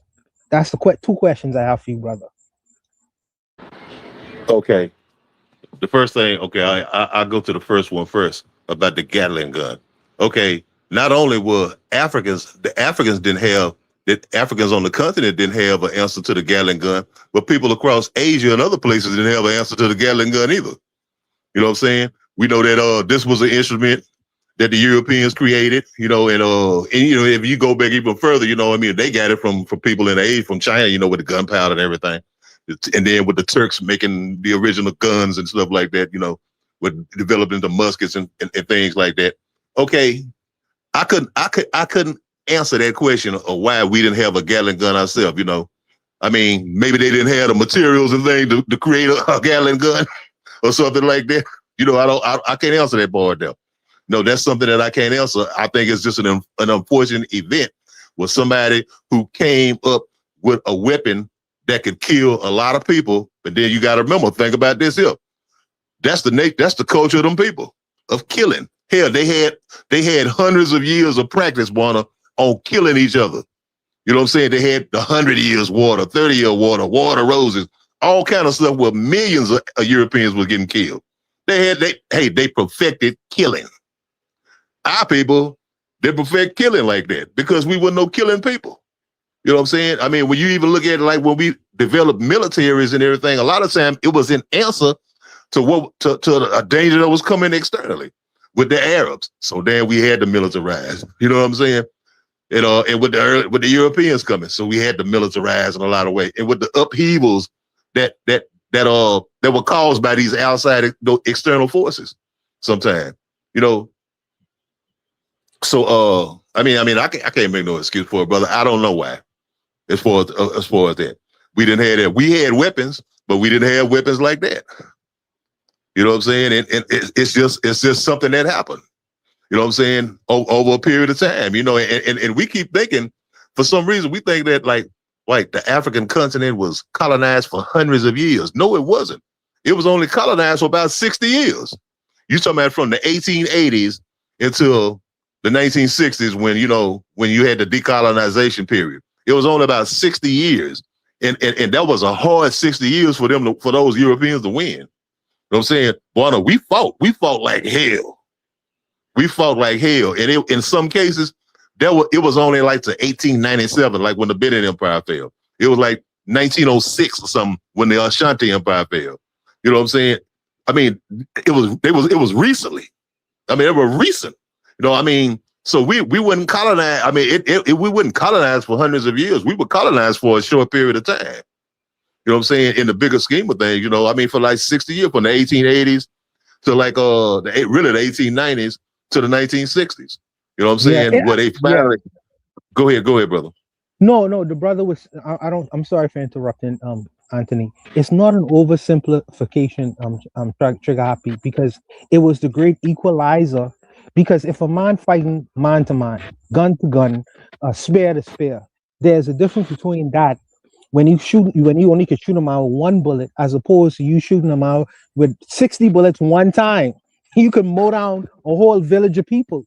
It was the great equalizer inside of Africa, and it created a situation that the Africans didn't have an answer for. That this is really one of the real severe reasons why Africa was colonized through force. That Gatling gun was a game changer. So it's not an oversimplification. I just wanted to add that. Go ahead, Brother Anthony. Yeah. Okay. And Buona, another thing that we have to also factor in is that, like, one reason why it wasn't only just the Gatling gun, it was also our disunity. Okay. There wasn't Pan-Africanism like back then, at that time, because I'll give you examples. Okay. The Europeans always use what? Divide and conquer. Put this nation against that nation, this nation against that nation. And so we didn't look at each other as allies. Another thing was what Europeans did, what they learned from in Europe. They had scorched earth. If you look at what happened in the Maji Maji rebellion in Tanganyika in East Africa in the 1880s, 1890s, early 1900s, like the 1902s or something. If you look what happened there, you know what they did? They burnt crops, they burnt the land, and they starved the people to death. Along with getting the Gatling guns, what the Germans did in East Africa. I mean, like 120,000 people starved to death.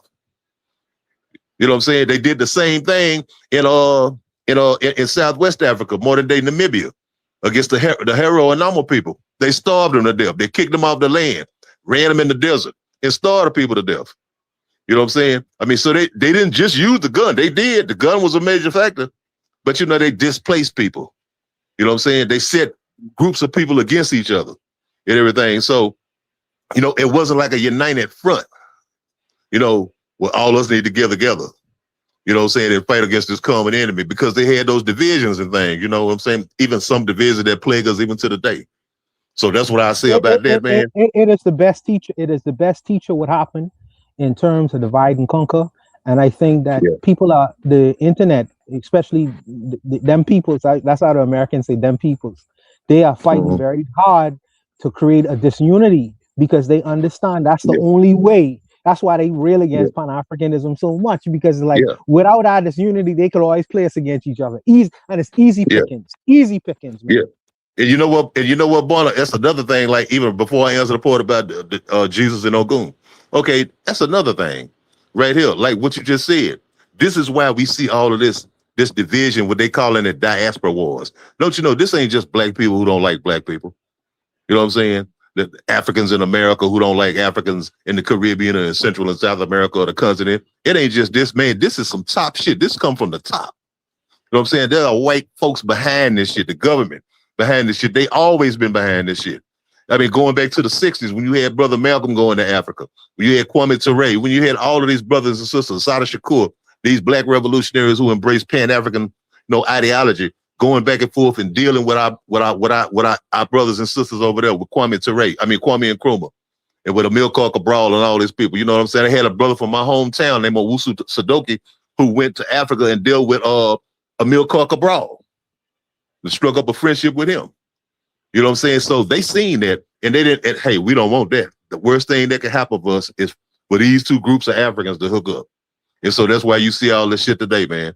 All this old FBA foolishness and all this old mess right here. But like the part about I wanted to get to the part about, you was talking about the religious part about Ogun and about and Jesus. And I was wondering what basically, Bono, when you said that, when you just talk about, you said Ogun, but you were just saying African belief system or spirituality versus just African belief system. Yeah, okay. I think, the Europeans did their job well, man.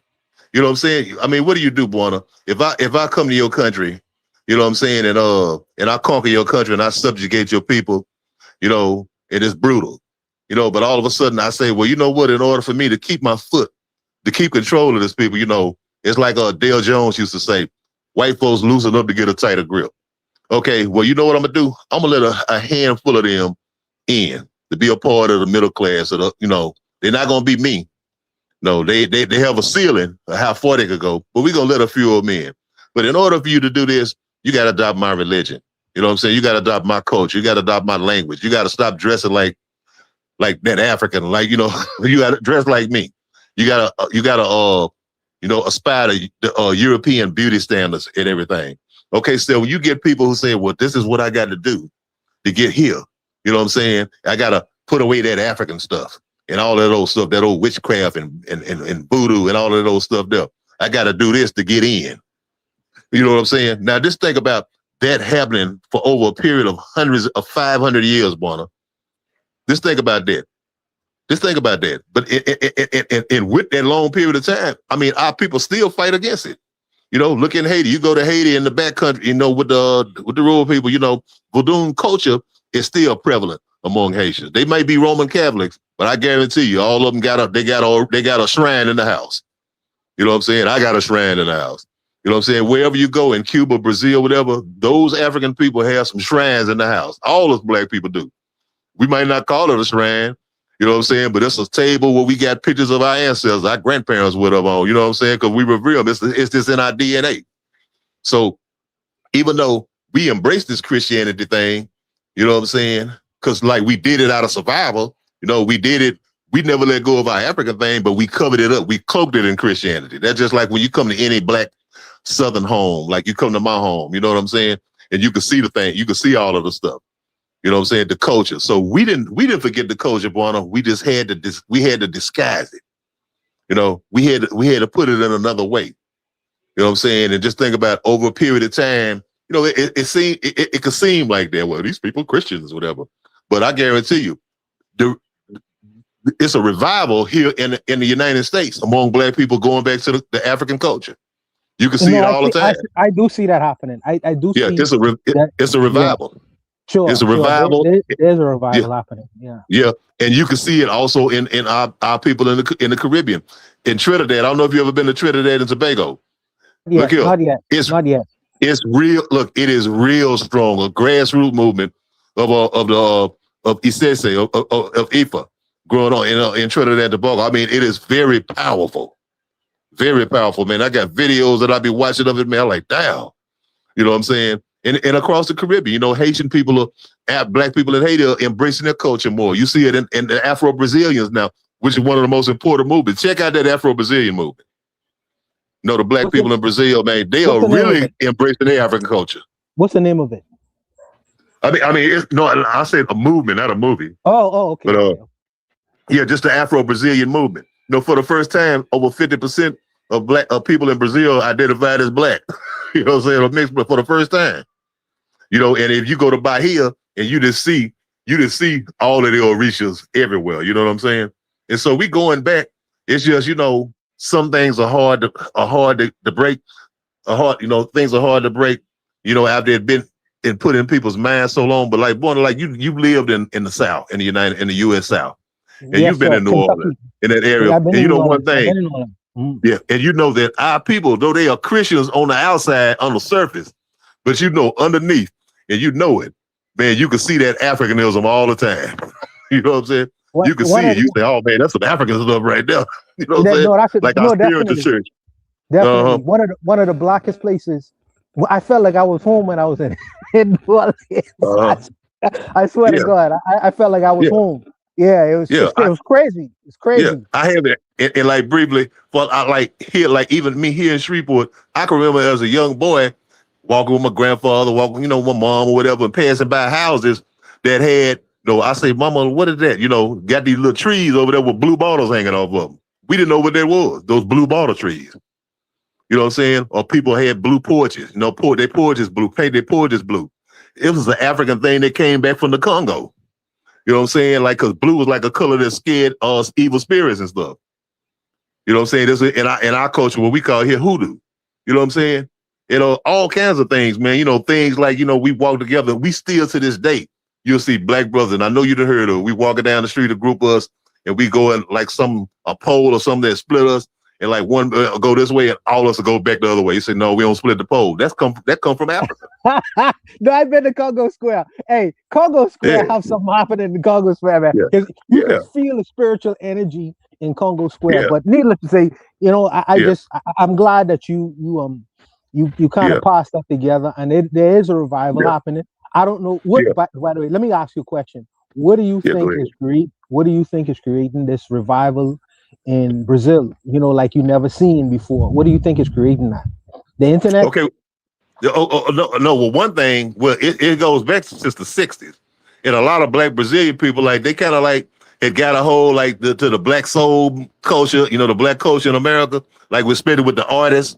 I mean, Angela Davis, she's revered down there, and she was like kicked off a whole, while a lot of Afro-Brazilian people had kicked off wearing the afros again, the natural hair, because a lot of them revered her, the black woman, the beautiful black woman with the afro, and like that. I'll come back from the 60s, the whole black cultural movement in the 60s.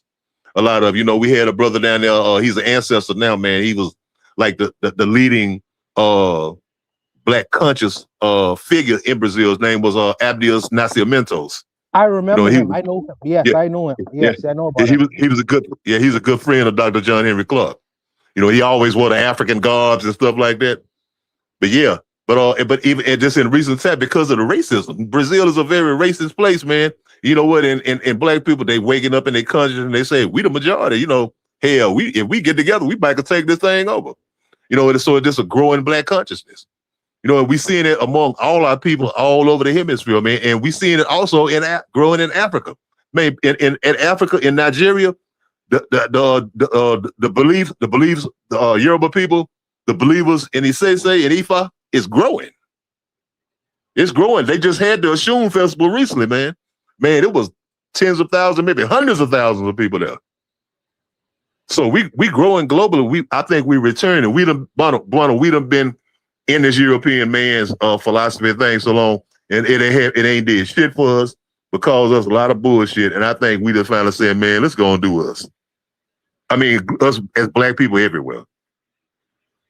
And you know what? Anthony, I think that one of the greatest things that happened, and this can seem controversial to say, but when Trump came to office and say, F you all black people, black people was left like, well, what are we gonna do? So it's you have no choice now to return back to what is true. It's like, well, we only got us. Yeah, we got to do it was our Negro wake up call, which we should have been had a long time ago. We should have been knew it. But yeah, I could agree to a degree on that. Yeah.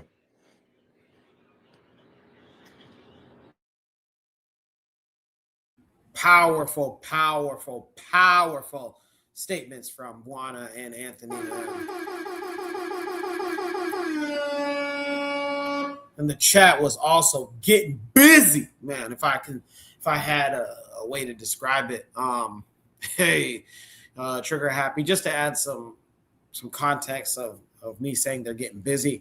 Trigger Happy says Black Brazil has such a strong race consciousness in certain spaces, which is needed because it's a lot of racial democracy nonsense. Trigger Happy says I made a prompt. Hopefully we get to it about the square and the circle.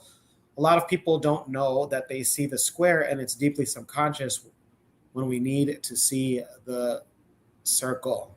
Lord of Slaughter says, keep bad spirits. Yeah. About the Brazil thing. Hey, Jagadero. Yeah. I'm sorry, man. Forgive me. It's something I want to show you. Something I want to show you real quick while I'm right here. I want to show you something. I want to show you. I'm finna turn the camera on so y'all can see it. Yep. Like this is also some of our African thing that come from the Congo.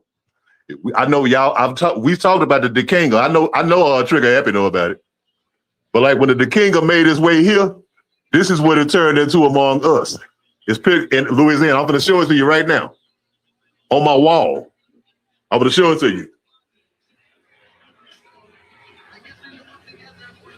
Can you see it?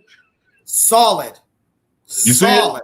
Yeah. You see it with the scripture down at the bottom? You see it? I can barely make out the description, but I can see the symbol. That's the scripture at the bottom. I can't read the scripture, but that looked like a Haitian voodoo Vede. That looked like a Vede. Yeah. Okay. It's like what we call it here is the hoodoo cross. It's a hoodoo cross. That's on my wall in there.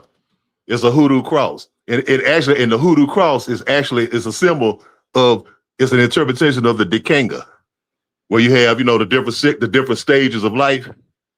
The king, I know Trigger Happy could break it down in the chat about it because I know he knows. But yeah, that's the hoodoo cross. That like you see it in many of our black homes. Wow. Okay. It's beautiful too, by the way. It's beautiful. I appreciate it, Anthony. Back to the Brazil thing. So there was a Ghanaian. He's a Ghanaian content creator. He, how he styles his content is he'll do a reaction video where he'll play a clip first, and then he'll give his own take about it after he describes what's going on in the video. And one of the videos was Brazil every year. I'm sure they have many festivals, but one of their biggest festivals is they have like a parade. I don't know if it's in Rio. I don't know if it's in Sao Paulo.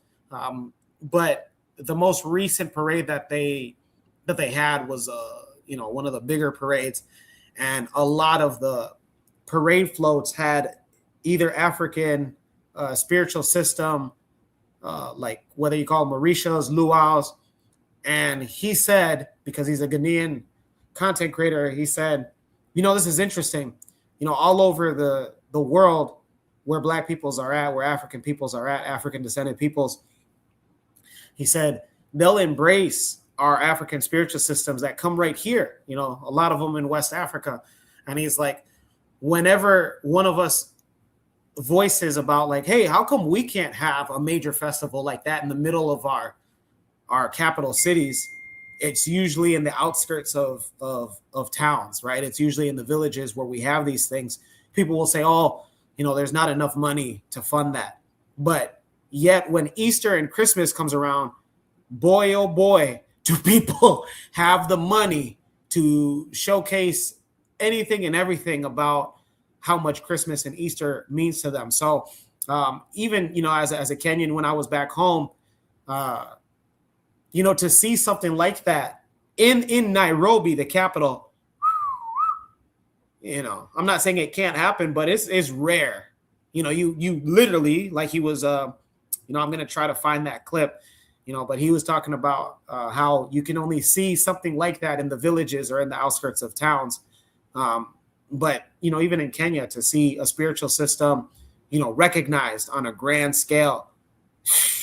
So, I always just think like, go ahead, Juana, please. Yeah, Jacodero Ruto is like, he's like a Pentecostal Christian, and he's not going to have that happen, bro. He's like,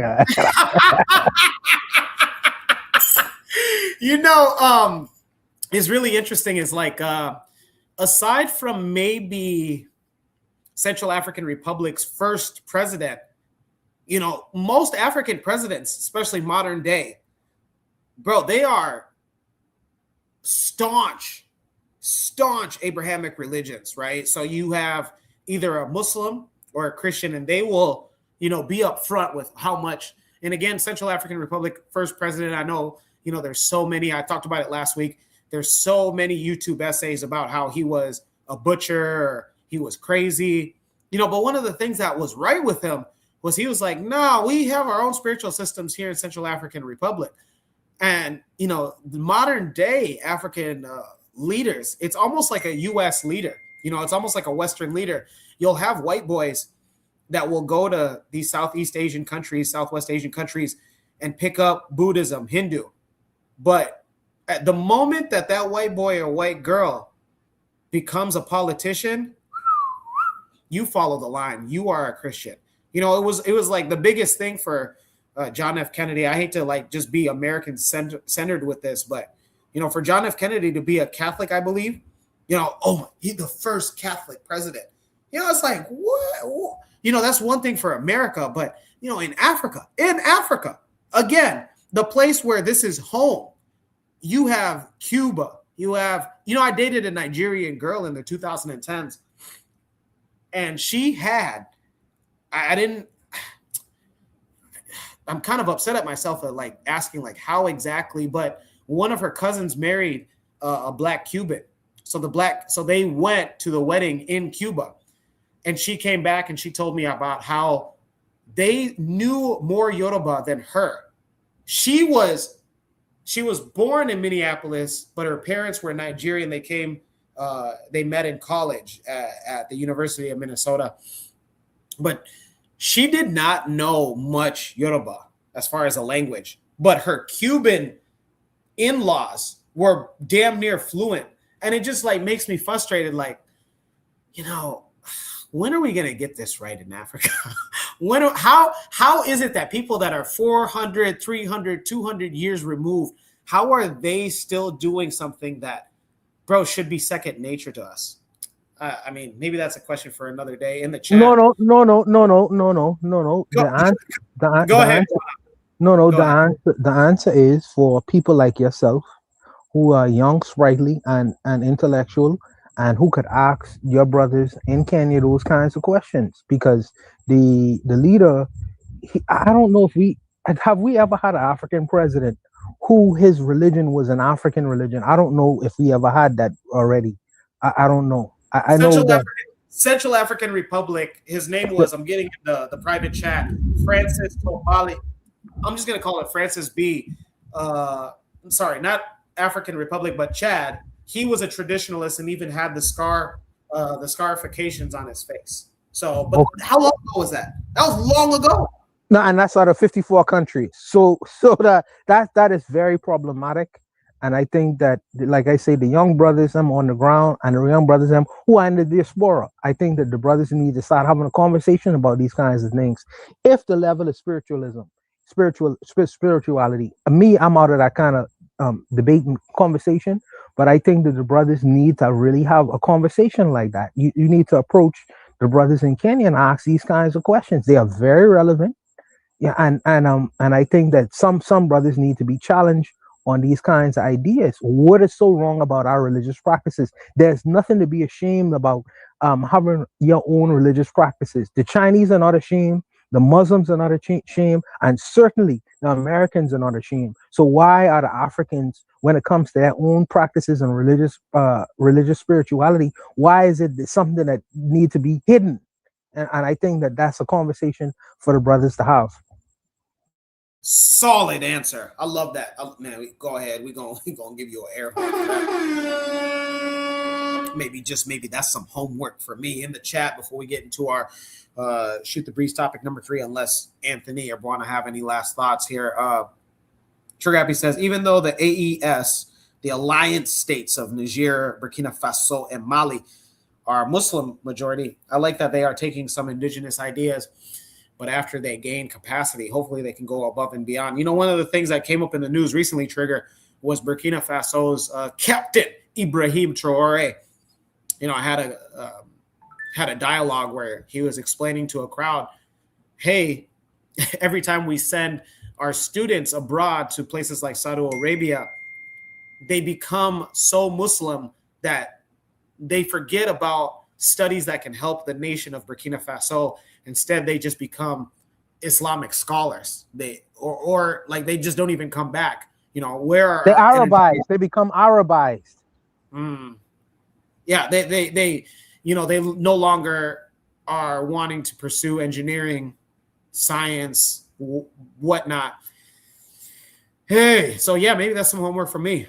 Trigger Happy also adds, it's so bad that the revolutionary spaces are often staunch defenders of Abrahamic practices, and that's an issue. There can never just be somebody who wants our culture to prevail over foreign practices. Trigger Happy also adds, it doesn't help, too, that some of the neo-colonialists will appropriate African spirituality, and it makes it even worse in terms of reputation. You know, Trigger, you know, one of the things that, just blows my mind. You bring up African spiritual systems in some African circles, like I was a part of the African Student Union at my college. And, you know, whenever that conversation comes out, people are mute. You know, I'm talking about other African students. You know, they're mute, they're timid, they're shy about it. And that's fine. You know, at the end of the day, I don't expect most Africans to have the same passion about this context. But I know somebody from Benin, and I ask them every time. I go, hey, when you guys have those festivals, those Voodoo festivals, I go, who's majority of the passengers when you're on the plane, your final flight to whether it's Seme or Ouida? And he goes, bro, it's a lot of Europeans and some Americans, white Americans. And it just like No, I'm like, that's a shame. That's a shame. That's a shame. And it says that the Babalaos and the spiritual men in these countries need to do more home. They need to do their jobs because obviously it's reaching European audiences. Why is it not touching the black diaspora? Because you should have more of the black diaspora on those things as well. People who have the ability to afford it, they should be supporting these kinds of ideas. Because what makes it so important that a European man decides to go to Africa, the middle of Africa, deep spot of Africa, to try to understand these religions, whereas their own people in the diaspora don't do the same thing. So that's a shame. So obviously they know something, or they may be hip to something that the black people are not. You know, so I think that the black Babalaos and the leaders, spiritual leaders, need to do more of their homework, investigation, and they need to do the same kinds of things like the Mormon does. The Mormon goes all over the world to proselytize their faith. And I think that the religious African community, spiritual community, need to do more homework and they need to do more footwork and they need to try to see if they can reach out a little bit more as opposed to sitting in their silos or where they are in Africa or the Caribbean or even in North America and remaining quiet and trying to keep their religion a secret. You know, we need to come out of the closet in terms of our spirituality because our spirituality is just as potent or capable or effective as any other religion. And now you're hearing from a non-religionist, but I think that we should be competitive in that market as well. That's a solid one. Anthony, before I get into your thoughts, you know, Buana, like, and the reason why I asked that, Benin friend of mine, I asked him about who's the majority of the passengers on those flights. Because whenever I see videos, clips of the Voodoo festivals, it's almost guaranteed at any given shot, any given frame of a video, 2026, 2025, 2024, 2023, you'll see white folks. But yet, if you ask an African from the continent, hey, yo, you're not from Benin, but would you ever be down to come with me to go to Benin? And I want to see that. Like, would you be down to come with? Yeah, I'm not really into witchcraft. What? But Tanner can go, and unreal. Anthony, any last thoughts? Any questions that you have? Go ahead, man. Yeah. Okay. Yeah. Okay. Real quick. Okay. I'm gonna ask you that question. I want to ask you. But first, I just want to say, whenever I see these videos, it's one that I see on IG now of this white girl from Russia who is practicing Isese. You know what I'm saying? She's practicing Ifa. You know, it is a lot of I go to the comment sections. There's a lot of back and forth. You know, I mean, in the first place, you know, what to me, I think I don't agree with that.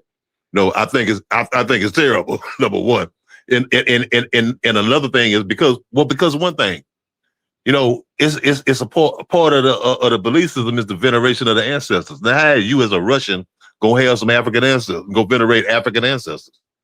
You know, you can't do that. You know, this ain't your tradition. You know, so I mean, you know, it's like, you know, it's to me it's just some bullshit when I see that, and I think that like basically I think that they like the foot soldiers. These are like foot soldiers of like the missionaries to come. You know what I'm saying? And I think it's like they want to colonize Africa's spiritual belief system. That's what I think. They want to colonize and take it over. You know what I'm saying? Because you know, and because that is what happened with us as black people everywhere, man. Everywhere on a whole lot of levels, not just a spiritual belief system, our belief systems, even in our music. It's like soul music, 60s soul music, 60s, 70s soul music, R&B. Like, you know, we forgot about it. You know, that was a long time ago. We doing hip hop and all of a sudden now, if you look back and you see the Latino culture out there on the West Coast, you know what I'm saying, Buana? How they deep into it. The lowrider culture and everything, you know what I'm saying? And how they love that old 60s soul music. Oh, 70s man. soul music. Hey, you know what I'm saying? Anthony, with the whites with the blues and stuff, you know. Yo, go to England, bro. If you go to the UK, that Northern soul. They love that soul music. They love. Yeah, they call it Northern soul. Yeah. What's her name? Amy Winehouse. What was she singing about? She was singing 60s soul music, and she became a multi-millionaire. So I'm saying the things that some black people throw away, the white people pick up, and make millions of dollars. Exactly. Why are you throwing away your music? It's genius. It's genius. Why are you throwing that shit away? Exactly, Barnum. And that's what I'm saying about our belief system. You know, since we done been Europeanized and Christianized, you know, and all, it's all that's witchcraft and all that. Okay, we said, okay, to hell with that, that's witchcraft. And now you see these motherfuckers, these bastards coming in and embracing it. You know what I'm saying? And not only embracing it, but making money off of it. And you know how I'm gonna tell you, Barnum? When you look at these movies like X-Men and all the stuff here with Storm and all these are the Orishas. Absolutely. They are the Orishas in Europe and Europe belief system. Absolutely, the African gods. Storm and all of them. Those are the Orishas. Absolutely. They the Orishas. You know, and they took something that we throw away and parlayed it into billions of dollars. You know what I'm saying? The Orishas, Storm, all of those are the Orishas out of Yoruba mythology. You know what I'm saying? And okay, and I'm sorry, Jacadero. And to the thing that I wanted to ask you, Jacadero, I can't remember it. I studied it. I remember reading it, going across it a long time ago. Remember, Jacadero, this lady, this woman, this African woman in Kenya. I think it may have been in the 19th century, whatever. But she was like some sort of like a revolution, like she fought against the Europeans. They call it was the Nyabingi. You know what I'm saying, Jacadero? The Nyabingi. Yeah, I mean, because it's where they get it. The Rasta believes, you know, about Nyabingi, but it was a woman, like a legendary figure in Kenya. If I was in Kenya, and I was just wondering if you knew something about it, man, because I've been scratching my head trying to remember it. I didn't know that Nyabingi came from Kenya. I didn't know that. But yeah, it was a Nyabingi. No, that's interesting. So, Anthony, tell the people who the God of Thunder, Thor, who people think is Thor. Because we tell the black people or the Thoris. Yeah, you know, Ogun, the God of Iron, you know. You know, I mean, they took their old Norse mythology, you know, okay, they had their stuff back then too, like 400, you know, but, you know, we had ours back then and way back before then, you know what I'm saying? But like when you think of it now, you know, you could see the correlation of it, you know what I'm saying? Because like I said, they took those Orishas and everything and put them in Marvel comics and movies and stuff. Absolutely. You know, just like, hey, like Spider-Man, you know, Spider-Man comes from a Nazi. That's a Nazi. That's a Nazi. That's a Nazi. Yeah, that's a Nazi. About this cunning spider who was, you know what I'm saying? That's a Nazi. You know, even back when we was kids, Charlotte Webb, you know, the spider, you know what I'm saying? Charlotte. No, that's a Nazi. You know, hey, and one more, Bonner. Hey, one more, Bonner. Look here. Bugs Bunny, the hair. You know what I'm saying? That was the hair. That came from West Africa lore about the rabbit and the tortoise, the hair. Hey, oh, okay. I didn't know that one. I didn't know that one. I know about the rabbit. The mermaid, what's it called? A mermaid, that's Mommy Wata. You know, I'm like, what are y'all doing? I'm like, what are y'all doing? What are y'all doing here? Yeah. You know?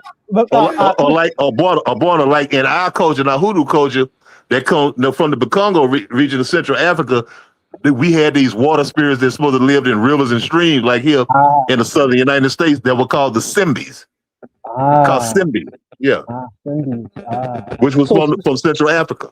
So Stanley, he basically stole. He looked at African mythology and spirituality, and he stole all these ideas, and he parlayed that into a multi-million-dollar empire. And black people watching these, I'm a fan of Spider-Man. I'm a fan of Thor. They don't even recognize that you are looking at your own spirituality just redressed into something else, just redressed, and it's crazy. It's a crazy idea.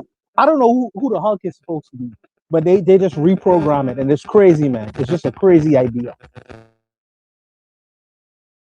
And solid, even in the chat, you know, we getting busy.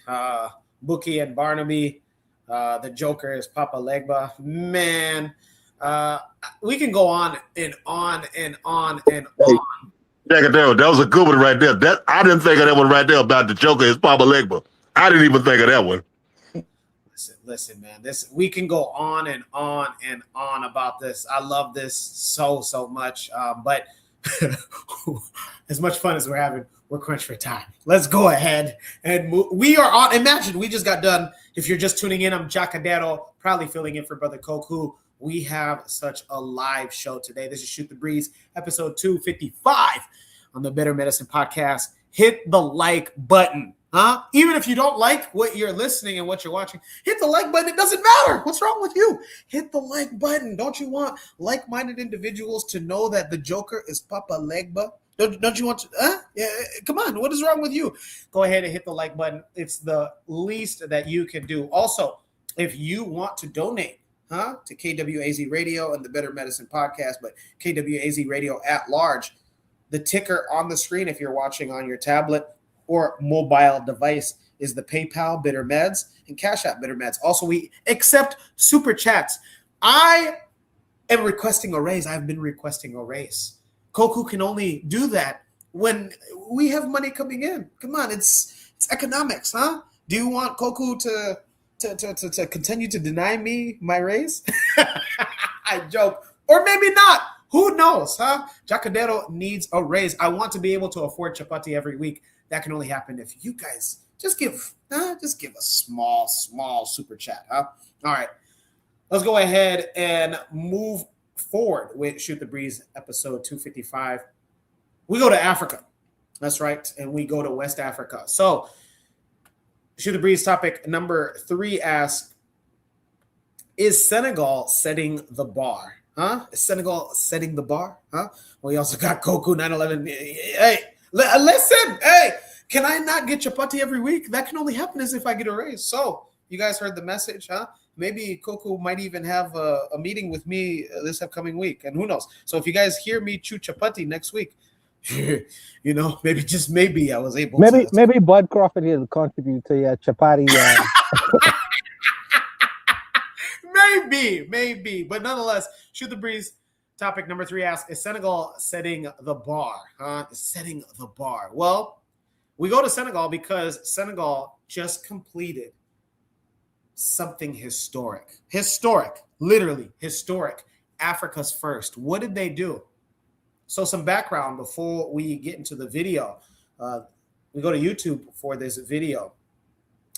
Anthony says you can get some Appleton. I'm actually on a no alcohol until December, but let me tell you something. If you guys put a super chat, maybe I might move it up to November. Some is it Ray and Nephew? Ooh-wee. I remember I had a bottle of, anyways, this is not, forget about me. Forget about me. This is about Senegal. So Senegal just completed something historic, guys. This week, they released Africa's first ever made from African scientists in Senegal, first ever made sickle cell treatment. I want to say this again in case you guys didn't hear. Senegal just made Africa's first sickle cell treatment. So we asking the question, is Senegal setting the bar, Omera? Huh? Let's go to YouTube.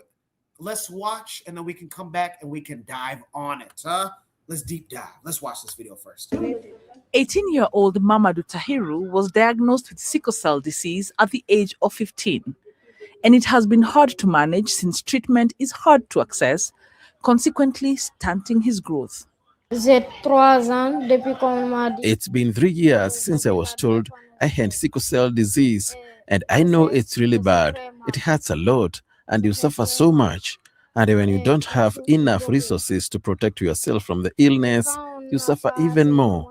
My parents are exhausted. I know that.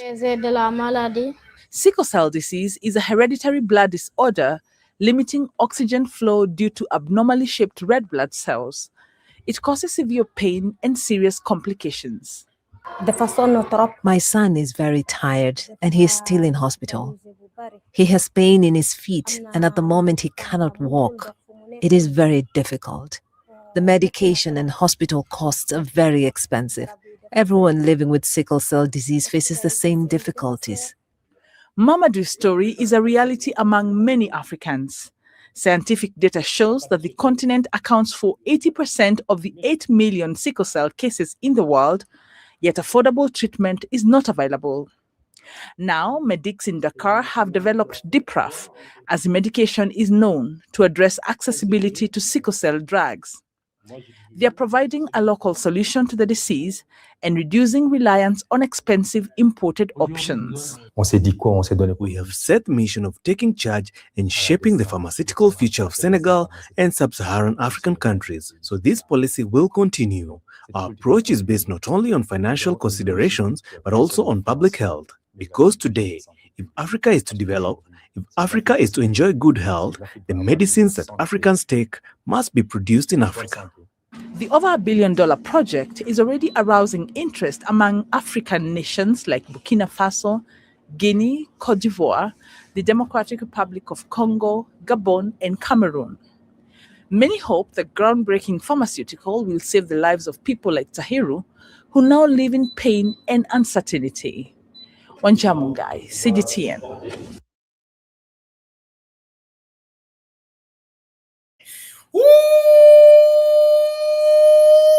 I love it when black people stand on business. And guess what? Senegal is standing on business. If you're just standing on business, if you're just tuning in, I am Jacadero, proudly filling in for Brother Koku here on Shoot the Breeze episode 255. Hit the like button.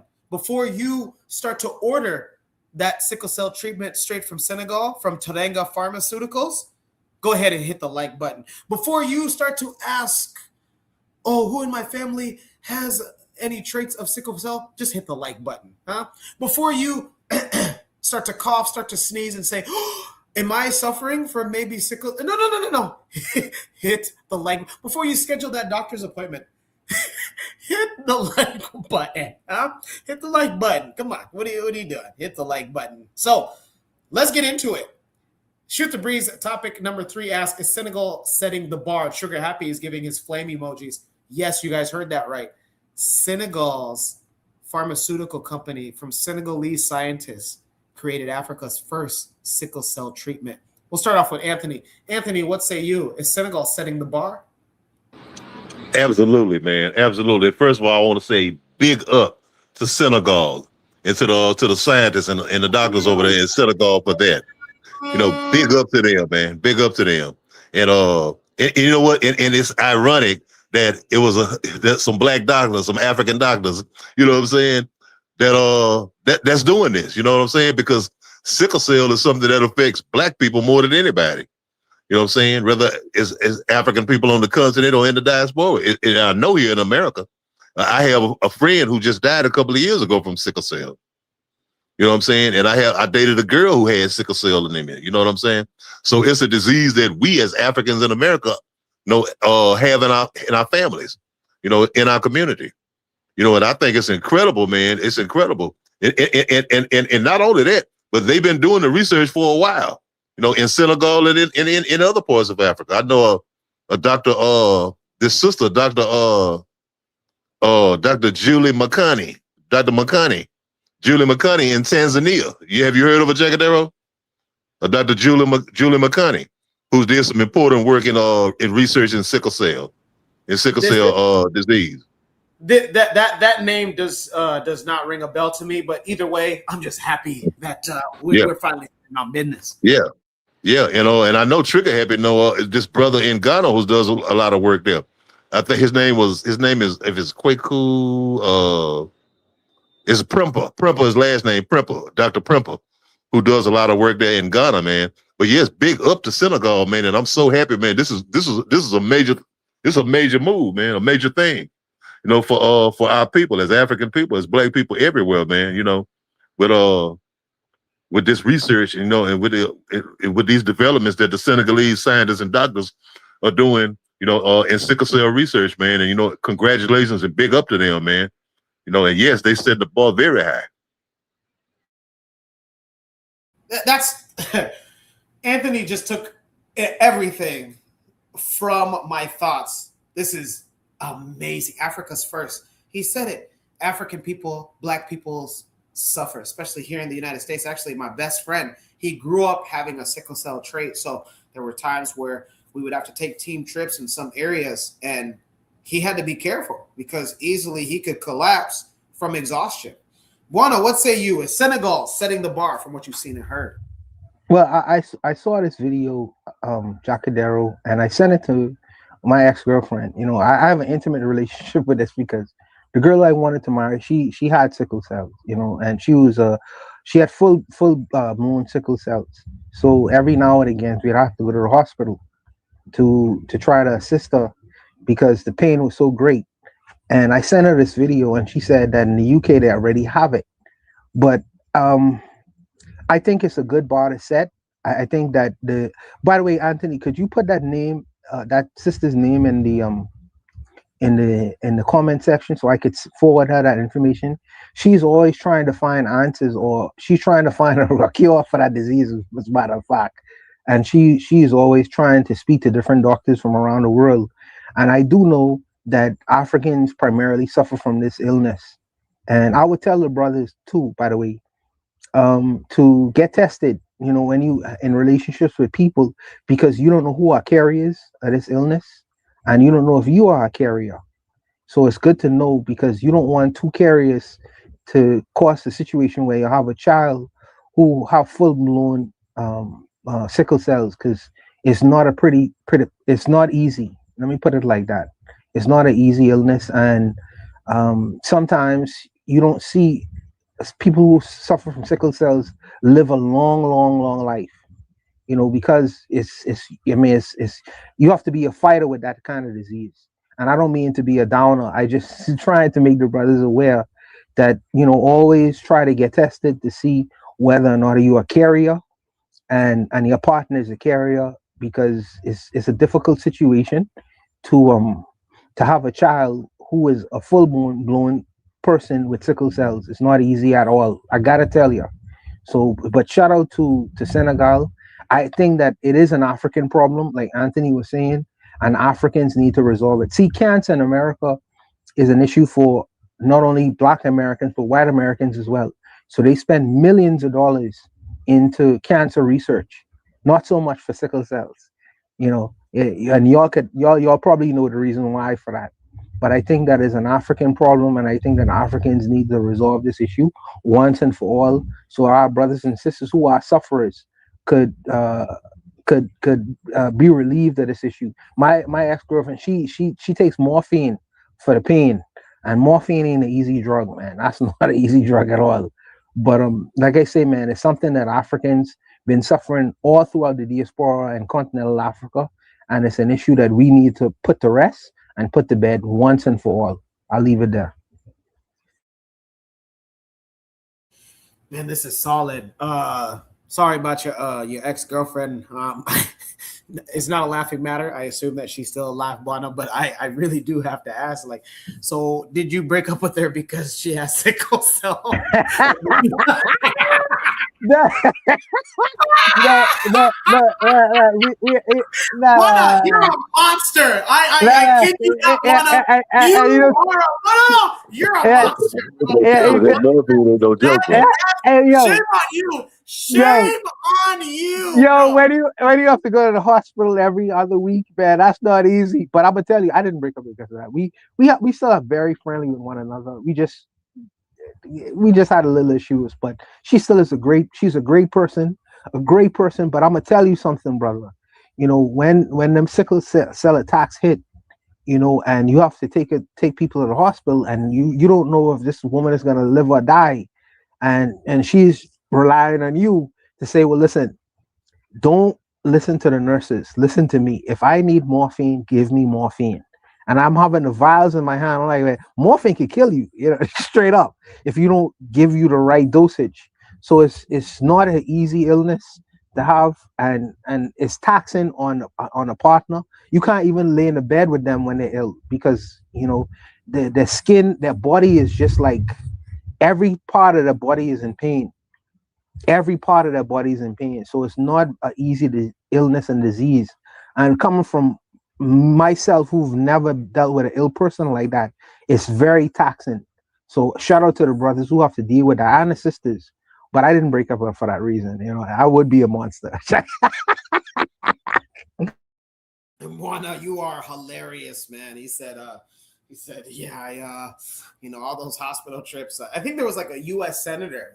I'm sure you guys can tell me if I'm wrong. There was a U.S. senator that, was creeping on his wife when she was going through chemo. Buana was like, yeah, I just don't even want to get to that point. Let's go ahead and just break up because you're not going to be able to give me what I need. Anthony, what say you? My question to you, Anthony, you are in the United States just like I am. But how crucial or how overlooked is sickle cell treatment, whether it be the lack of awareness or the lack of attention on the medical side of like, hey, how much this affects the typical Black person in the United States? Okay, well, that's definitely not a lack of awareness of sickle cell anemia in America, among Black people in America. It's been with us for forever. No, we've been having these these conversations about sickle cell for a long time. In our community, we've had drives and funding drives and things, to raise money for sickle cell. But like what Barner had alluded to, cancer is the thing in America, and AIDS and these other diseases that attack anybody. That's I call it mainstream diseases stuff. That they focus a majority of the research on. Remember there was a book called Medical Apartheid. You know what I'm saying? So I mean, the funding doesn't go. The major funding doesn't go towards sickle cell anemia because it's largely African people, Black people, who get it. I think about 80-90% of people with sickle cell is Black people. Other people get it. You see it in Asia in some places, or in Latin America. You see it. But for the most part, it's a disease that plagues Black people, African people. You know what I'm saying? And I think that doctors here, Black doctors, men and women doctors here in this country need to do more research and whatever. And they are. They are. There have been breakthroughs. There have been some breakthroughs that help ease, the symptoms of the disease, man. From doctors here, Black doctors here. But I'm saying, I think that there need to be more of an effort towards us as a community. I mean, who gonna look after you, better than you? You know what I'm saying? Your health is important, man. Your life, your physical life, your body, your health and strength. That's the most important thing that you have. You know what I'm saying? Because you can't do nothing else without it. And I'm just thinking about it. And like, I mean, it's just like Buana said, look, I've been around cancer patients and sickle cell patients, man, and that morphine is something else, man. You know what I'm saying? That shit, besides the disease, it's the morphine. You know what I'm saying? But yeah, man, it's a thing that even if to answer your question, Jackadero, if the mainstream medical community or whatever don't pay enough attention to it or don't fund enough, we do. We need to do it. As Black people, we need to do it. We need to be more important about it. Think more about it because it's our health. We have to, like we get behind everything else. We need to get behind our health issues too. As a community of people, man. And like I said, man, thank the Creator, thank our ancestors for all of the Black doctors, men and women who are doing the research here in America and on the continent and in Senegal and everywhere else, man. Because it's something that affects Black people everywhere, and that we need, and it's something that we need to research.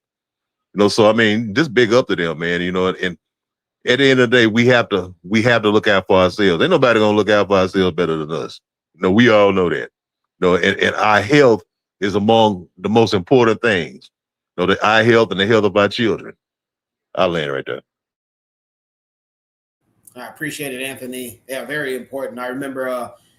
I don't remember when my parents came to the United States. I was still young, but throughout the time. Especially the early 2000s, I became aware of what sickle cell is, what it is to Black people in the United States. And I was always wondering, like, okay, so when are we, when is this going to be tackled? Like polio, like measles, when is, a something? And looks like Senegal, years later, finally answered the call, man. I love it. In the chat, Lord Slaughter said, Prodigy had sickle cell. Yeesh. Tough, man. Lord of Slaughter said, I think Left Eye also as well. Could that have been why she went to Dr. Sebi's retreat? Let me know, Lotus Slaughter. Trigger Happy says, economically, too, we need to distribute among us first.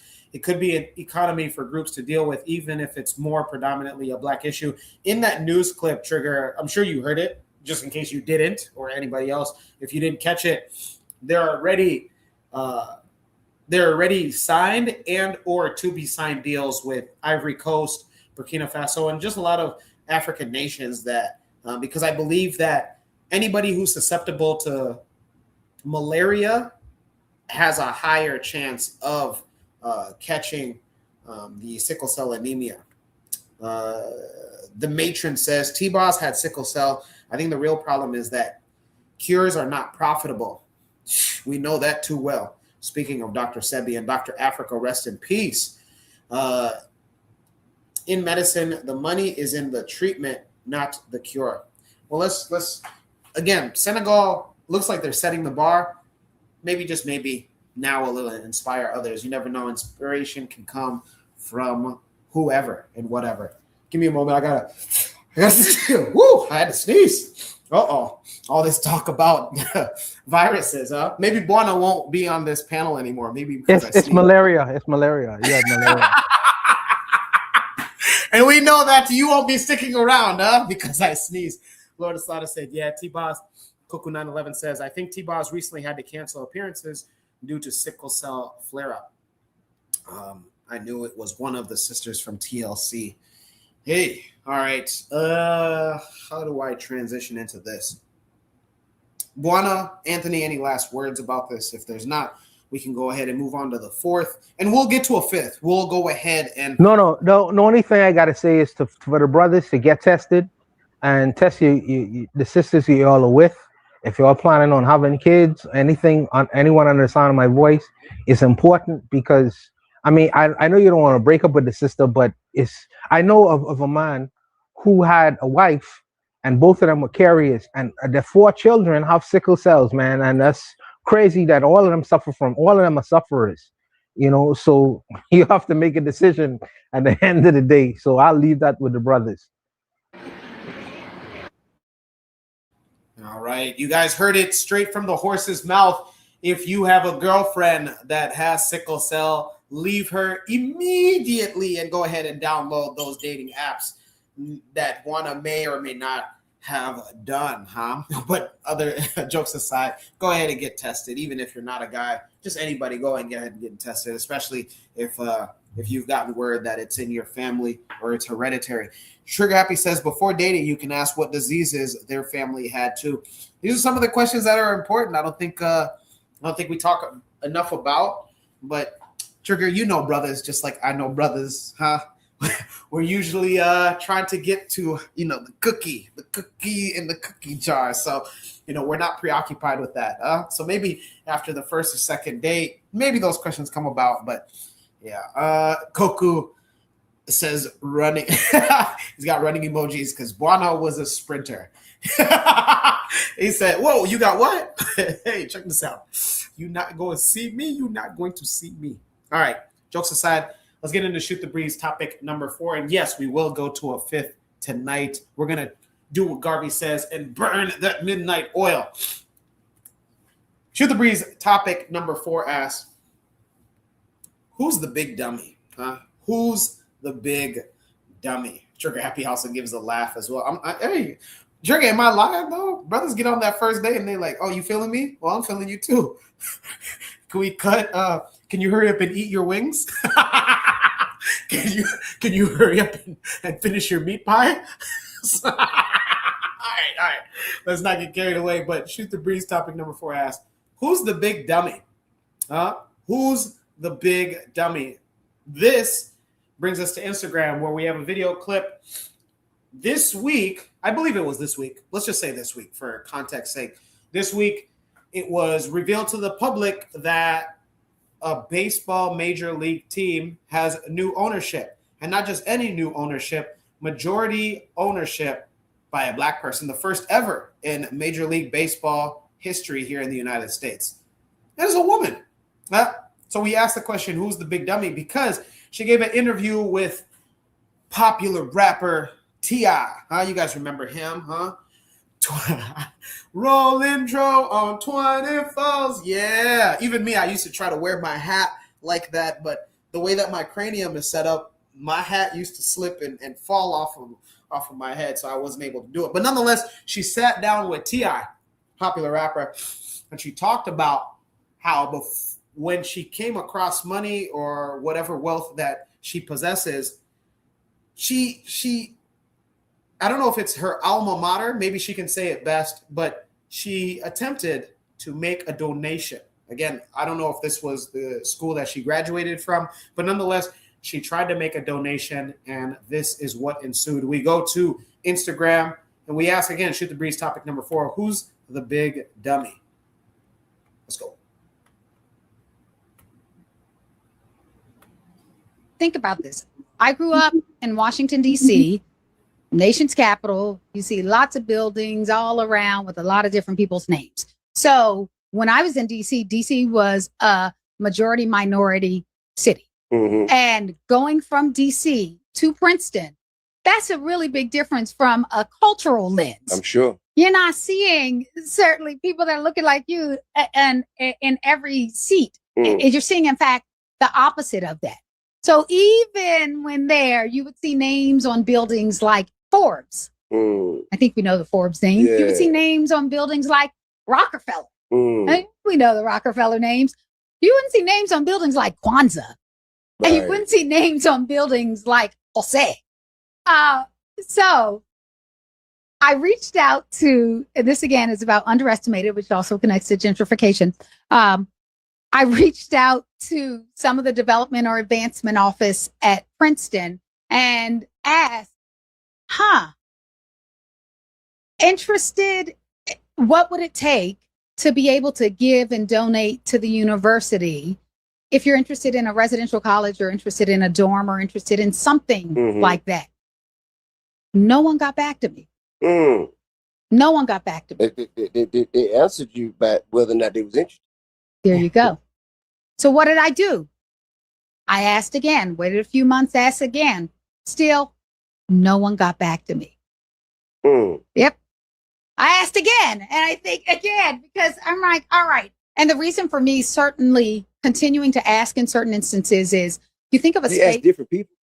Or you ask the same person? Well, both. Okay. Both, because part of it is sometimes, and I'm sure you know this from some of your journeys, sometimes you don't have the right person who you're asking, and you need to just find and identify who that is. Yeah. From my lens, I did have the right people because I do my homework and I do my research, but I'll just say maybe they were busy. Who knows? Okay. Long story short, let's fast forward to, we did a donation to Princeton, and it was a gift to help increase the student body and the population. I'll give the numbers because it's publicly out there. Okay. This was out there. I wasn't even going to ask. Well, I'll do it now because it was $20 million.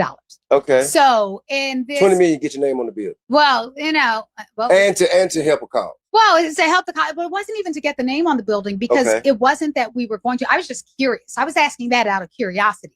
So 20 million was just to get the answer. Yeah, there you go.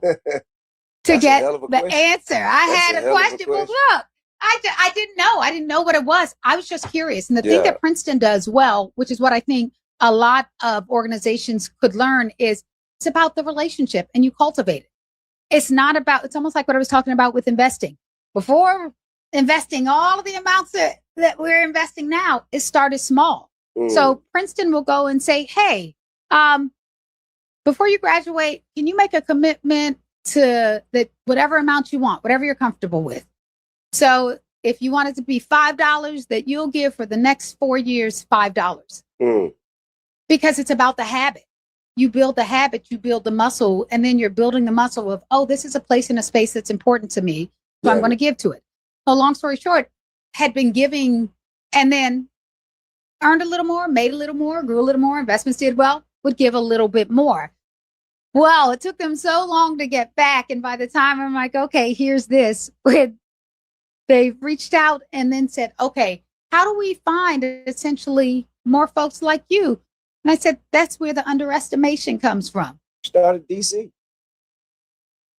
Starting DC, for example. Yeah. Starting ATL, for example. Yeah. Starting some of these places and spaces where people are committed, are hungry, are connected, are loyal, have a dream, and just need the support. I think about this. I grew up in Washington, D.C.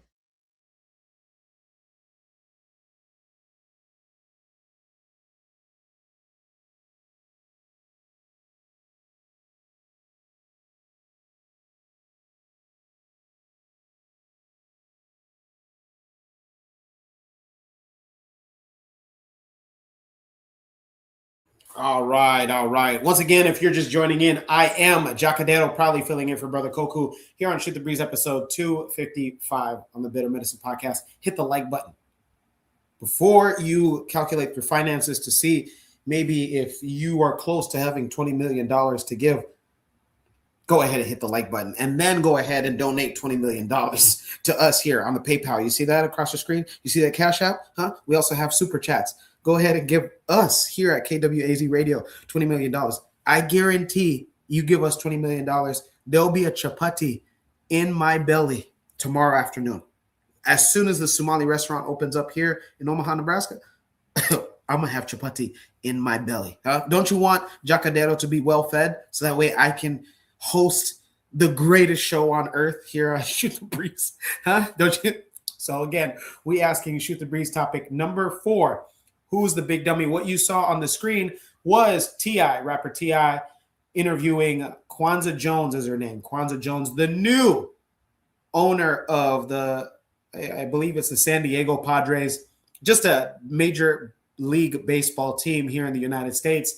And she talks about how she attempted several different times to make a donation to Princeton University, and it failed. So when she came across and continued to come across roadblocks, obstacles, a block on trying to make a donation, she said, you know what? Hold my beer. I'm going to go ahead and donate $20 million. And then she was contacted on who she is, where did she get this money, blah, blah, blah. For those that are curious, Princeton University is where she made that $20 million donation. Let's go ahead. And yes, we do good research here. We do even the best research.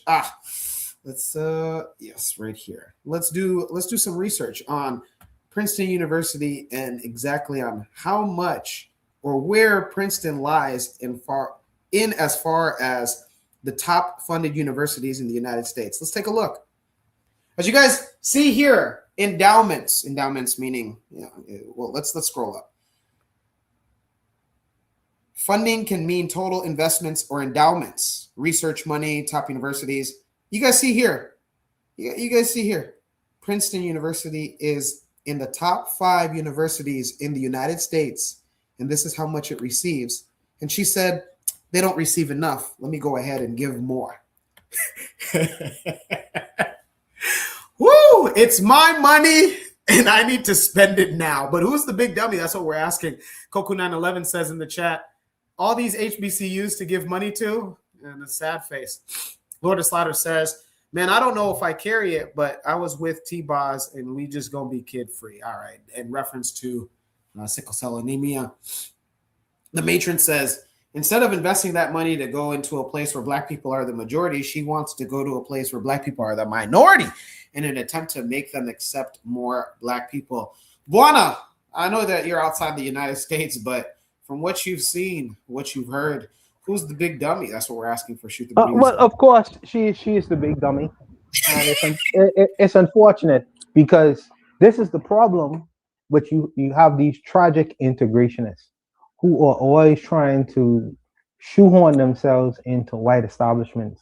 And as Koku suggested, and as Matron said, Lord knows if Brother Bakari is there, he'd be cursing right now.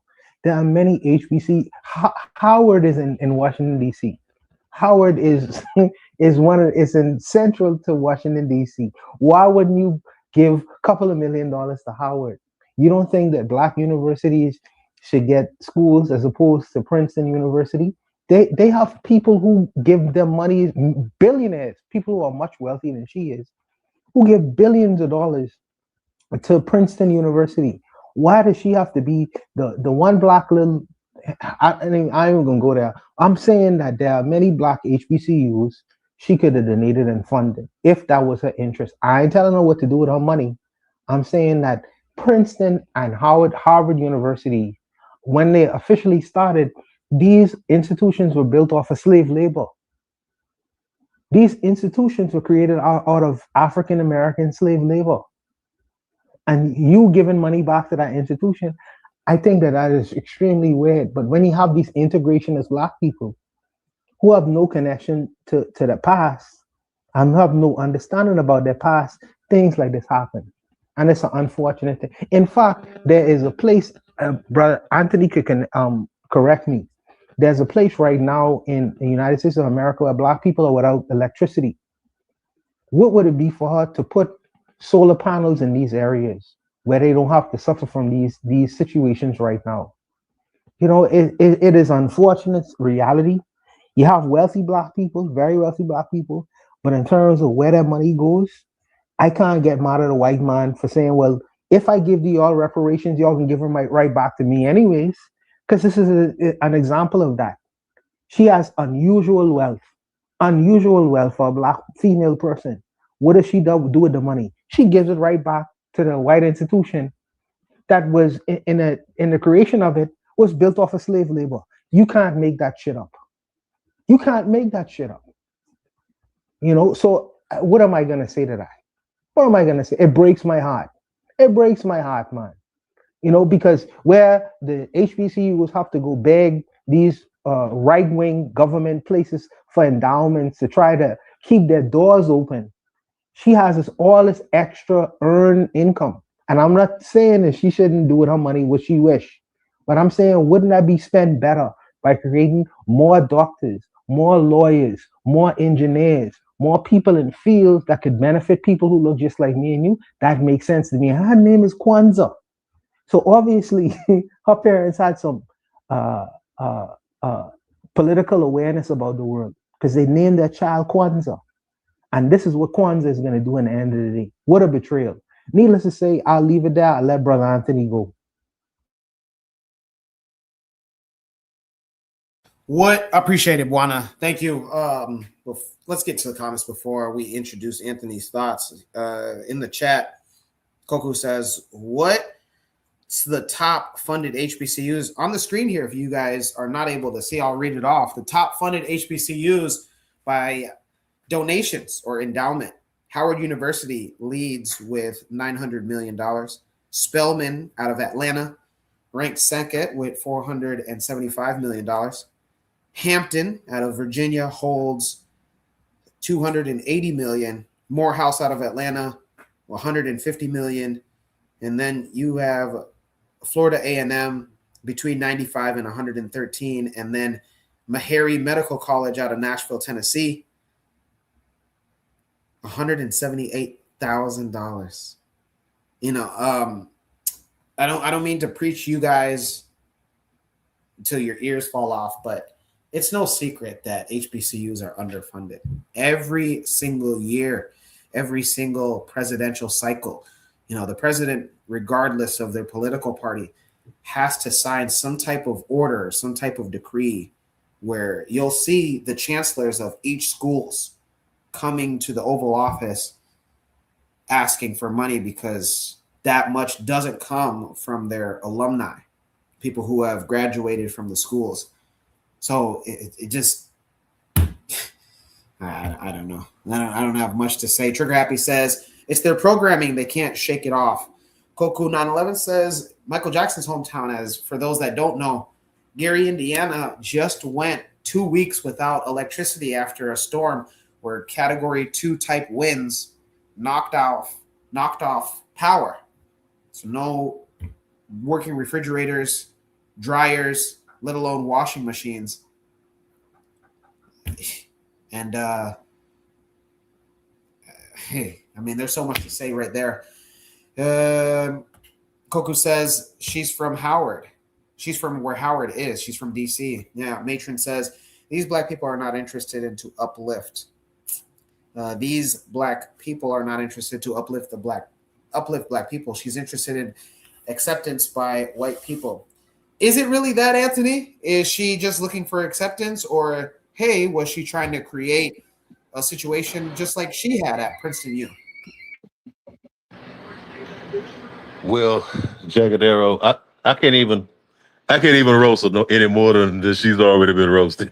You know what I'm saying? I mean, everybody in the comments, what they said in the comments, and what you've said, what Brother Buana said, man. I mean, it's just mind-boggling to me. You know, the level of unconsciousness that we had. And Buana, this goes back to like, you know, the conversation me and you had the other night when we was talking on another platform about the consciousness. You know what I'm saying? You was talking about, you know, when you were saying, Buana, you live in America, you should know this. You know what I'm saying? You live in America, sister, you should know. Princeton don't need your goddamn money. Princeton got hundreds of millions of dollars and probably billions of dollars.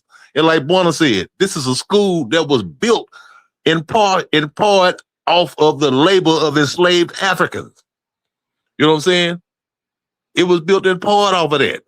No, Princeton. I mean, you got, like you said, you got HBCUs, right? If you don't want to get a Howard, well, give to one of the other local HBCU schools there in the area, like Hampton, you know, Maryland Eastern Shore, you know what I'm saying, or Delaware State, or any of the black colleges that need money, man. You know what I'm saying? You're gonna give $20 million to a university that don't give a damn about you and your people. They didn't even give a damn about your money. You know what I'm saying? They didn't give a damn about your money. Wouldn't even get back to you. You know what I'm saying? It make, you know what it do? We're not picking on the system. You know, think about some years ago when Dr. Dre donated $70 million to USC. You know what I'm saying? $70 million to get a chair. He got a chair. You know, now you're going to donate $70 million to this white university that don't need no money. Sister, you're going to donate $20 million to this university that don't need none of your money. Well, for all the things we could say about Bill Cosby, you know, that people say about him, Bill Cosby donated millions and tens of millions of dollars to black universities and colleges. You know what I'm saying? He did do that. You know what I'm saying? It's just the consciousness, man. I mean, you know, this don't make no sense, man. I mean, it almost kind of reminded me. Remember when Notre Dame caught on fire? I'm talking about Notre Dame in Europe, the cathedral caught on fire. You remember that, Jagadero, when it caught on fire? I remember that. Yeah. Not only do I remember that, Anthony, I remember here in Omaha, there were African Catholics that vocally went on Facebook and said, hey, I'm going to donate some of my money. You had African countries and governments doing it. Government, like, you know, you right here on the continent where your people, well, you know, there are a significant number of Africans, of people in those individual countries that need help themselves. You want to donate money to this old rotten ass piece of shit building in France called Notre Dame, the Cathedral of Notre Dame.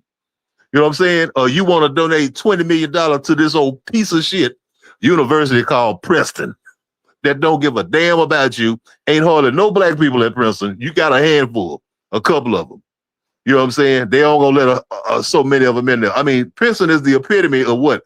Ivy League America, Ivy League schools.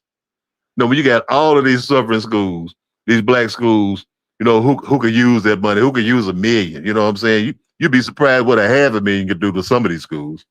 You know what I'm saying? That you want to donate money to this university, you know, just to, I don't know, to get your name on a building or whatever. I mean, whatever the reason, you know, even if she just said, well, I went to Princeton or, you know, whatever. I mean, you know, it's just, it just goes to the level of consciousness. You know what I'm saying? That you know, it don't make no sense, man. You know, like you say, yeah, you can do what you want to do with your money, but and then to add insult to injury, her name Kwanzaa. You know what I'm saying? Like your brother said, you know, her parents, somebody had some black consciousness somewhere, but what happened to her?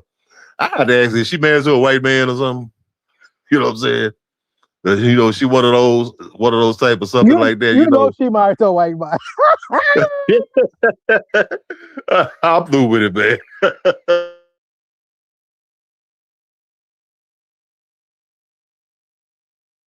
Yeah, hey man, there's I'm not sure on what the thought process aside. I tried as much as I can to try. I always try to put myself in another black person's shoes. What was going through your mind in this?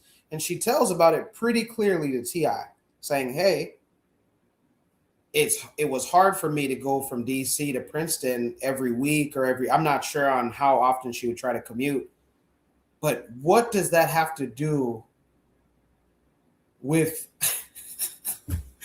if you're not able to get a hold of somebody that you just want to donate? I'm not sure on if the initial donation was even $1 million, but she talks about, in that interview with T.I., she wanted to donate just in general. She was not able to get a hold of anybody.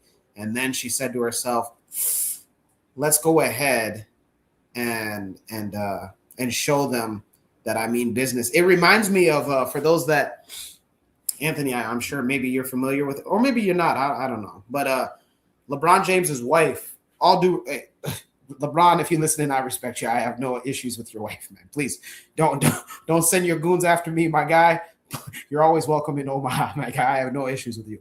But LeBron James's wife was video vlogging, and she was somewhere in Europe, her and her friend, and they tried to go into one of these European high fashion department stores, and they wouldn't allow her and her friend in. They said, nah, don't even think about getting in here. This is recent. If it wasn't this year, it was last year.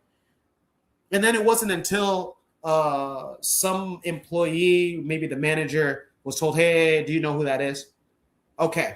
And instead of LeBron James's wife saying, you didn't want my business in the first place, let me go ahead and take my money elsewhere, she bragged about, man, I probably spent the most money just to show them that, hey, like, this is the reason why. So I'm sorry for interrupting, Jacadero. This is the reason why you can't follow the black bourgeoisie nowhere, not in America, not in the Caribbean, not in Africa, especially Banana Island, these Nigerian wealthy Negroes, because you don't know what the thinking is.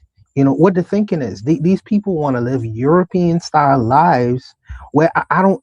Man, I do get it. I mean, let me don't play like I don't get it, but it breaks your heart. It really breaks your heart to see the level of the people who will put. See, and Anthony could correct me.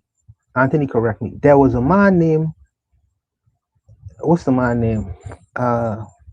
Dubois. Dubois believe in this idea of the talented 10th, where the intellectual class or the wealthy class of people, whatever, need to go ahead first, and then that wealth or intellectual capital would trickle down to the rest of the people. But as we see these people have Western desires, Western interests, Western focus. Instead of LeBron James' wife, she could have gone to Africa. She could have gone to the Caribbean, one of these Caribbean stores, and get the same outfit, because all of them coming from China anyways. So you're just paying double for it, because the majority of the clothing you buying from these people, you paying rent. You're paying rent because where the establishments are. You could find a much cheaper price in the hood from where you come from, you know what I mean? Because the cost of rent wouldn't be as high. And you're teaching people how to spend dumb money. It's called dumb money. And this is the reason why you can't look at certain people and admire their lives and lifestyles. Think, black people, think for yourselves. It's good for you. It's a good medicine for you. Don't follow the lifestyles of these people. T.I. should have asked and challenged this lady and said, well, why didn't you donate to Clark Atlanta? He's from Atlanta. Why didn't you donate to Morehouse? Well, why didn't you donate to Howard? You from Washington, D.C. Couldn't they use the money? You are begging white people to give them your money. Could you imagine such a thing in 2026? And this is the reason why the reparations argument become a frustration kind of thing, because it's like, what are you going to do with that money? Give it right back to white institutions? It's unfortunate. Well, let me leave that conversation. I just think that he should have asked her that question fundamentally. Yeah, he could have pushed back. It's interesting, Bonnie. He could have pushed back. He could have, said those things, and he could have also just looked at it like, I don't want to put my guest under pressure. There's a thing, when you're interviewing somebody and you don't necessarily have any issue with them, you're trying to give them the courtesy that you're trying to be a good host. Anthony, what say you now that you got to see, I don't know if you're getting to see in the background here. This is her husband. So you guys weren't too far off. Jose Feliciano. Do you think that maybe that had an effect on her not choosing a HBCU after getting ignored by Princeton University initially with her donation interests? Yeah, it probably had something impact anyway. Most likely it did, man. But I mean, regardless of that, or rather that anyway, you as a black person, I mean, I take it back to the consciousness part. And like you was talking about like the brother, like T.I., maybe he could have pushed back. No, he couldn't have pushed back because he the same Negro. You know what I'm saying? He one of them too. You know what I'm saying?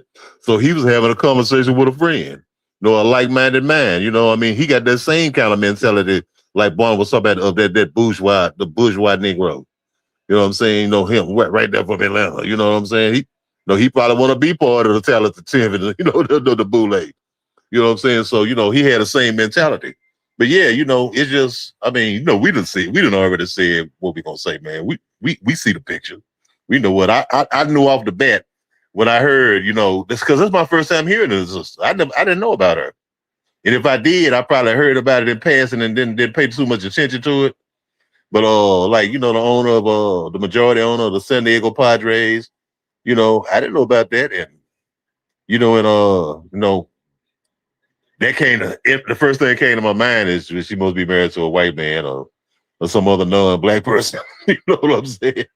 I don't know why it popped in my mind. It was just one of the first things when I heard her talk, But yeah, because when you married to them, you can't be too black, you can't be too militant.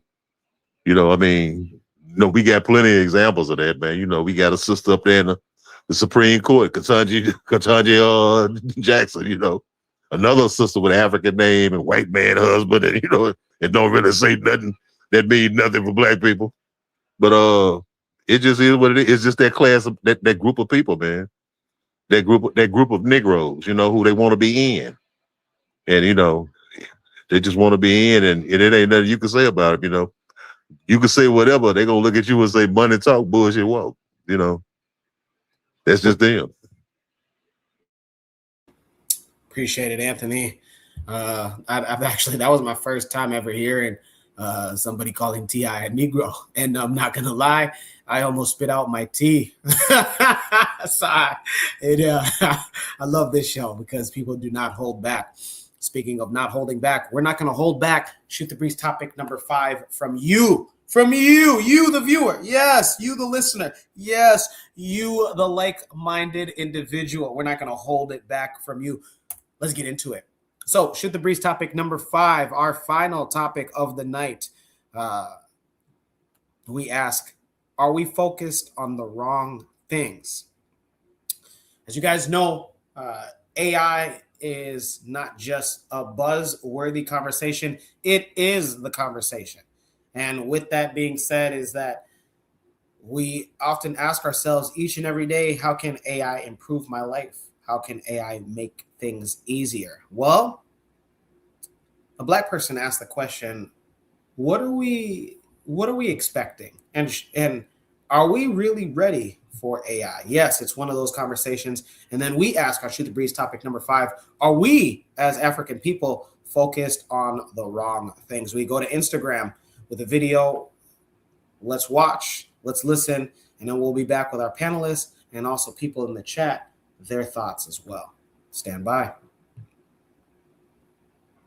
Here, no, that's not a massive robot army marching in perfect unison, then breaking the world record for the 100 meters, then playing tennis, and then drop kicking each other in MMA matches. No, don't worry. That's just the 2026 humanoid robot games, right? I mean, these games have come a long way. Last year, the fastest humanoid did it in 21.5 seconds. And then this weekend, the fastest robot did it in 9.39 seconds. Faster than Usain Bolt's world record in 1 year. I mean, at these games, there were 666 teams, over 2,000 1,000 robots. They had over 50 events and simulated challenges this time too. Everything from track and field, which we saw, but also firefighting and home services. And get this, 96% of the entries to these games were Chinese. 157 companies, 200 universities, teams from 30 provinces. And here's the thing to point out about these games, and Forbes even called it too. The event schedule of these games are really almost like a market map, and the rules of each one of these events tells you what's been solved so far and what's still yet to be solved when it comes to autonomy. This is how China runs their industrial policy. Xi goes and names robotics as something that's strategic. The goal is a world-class humanoid sector by 2027. You then hold the tournament, you see who wins, and then the capital and the supply chain then concentrate all around those winners. I mean, we just covered how Unitree went public for over $50 billion. But now you see there are over 641 Chinese teams right behind them. Now look, these games have been split. From a technical standpoint, running and things like soccer, they require full autonomy now, so you can't have an operator. But the harder stuff, obstacle navigation and weightlifting, they still allow humans on the controls for now. Batteries are still getting swapped mid-event. One robot even got carried off like it was an injured athlete. No words on whether or not it's day-to-day. So the autonomy stack is real, but it's still uneven right now. And the parts that haven't been solved yet are really where America leads still. This software layer, the physical AI that we always talk about. But look, China clearly has the manufacturing edge. Yes, the US does have the software lead. The only question when you look at this is for how long? And again, if you like this sort of thing and want to stay close, join our community frontier. Link in bio.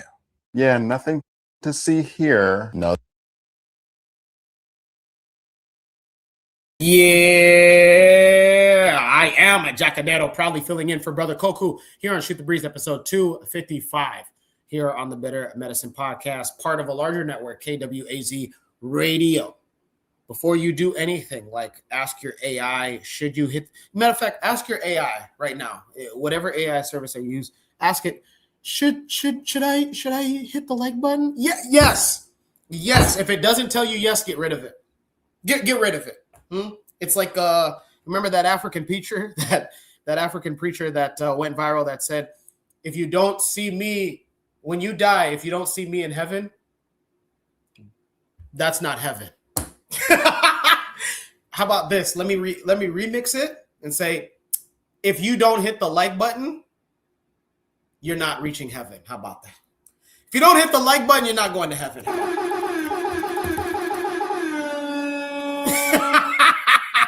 Hit the like button. Come on. What's wrong with you? You want like-minded individuals to see what you're seeing, listen to what you're listening to, dialogue with what we are dialoguing with? Hit the like button. It only happens when you hit the like button. Also, download the Discord app, DISCORD, add the Bitter Medicine Podcast, and we build 25 hours a day, 8 days a week. Enough said. Hit the like button. The AI said it best, like Koku 911 says. Your AI said hit the like button? Nice. Good. You don't need to get rid of it. And guess what, Koku? You're going to heaven. Like that African preacher, if you don't find me in heaven. I was like, ooh-wee. Listen, if you want to get new followers to your church, this is a good way to get followers to your church, my guy. Nonetheless, jokes aside, we asked the question, are we focused on the wrong things as you watched? Homie is asking these questions. Yo, there was a quote-unquote robotic Olympics. China ran a robot Olympic, and over 98% were Chinese that entered, and not just sporting events like running and boxing, but also firefighting and other household items. Are we focused on the wrong things as African people? Buana, what say you? Are we focused on the wrong things? I don't know what we focused on. I'm not 100% sure. I think that if you watch the internet, if you watch the media on the internet, we are focused on music and entertainment and athleticism, sports and things of that nature.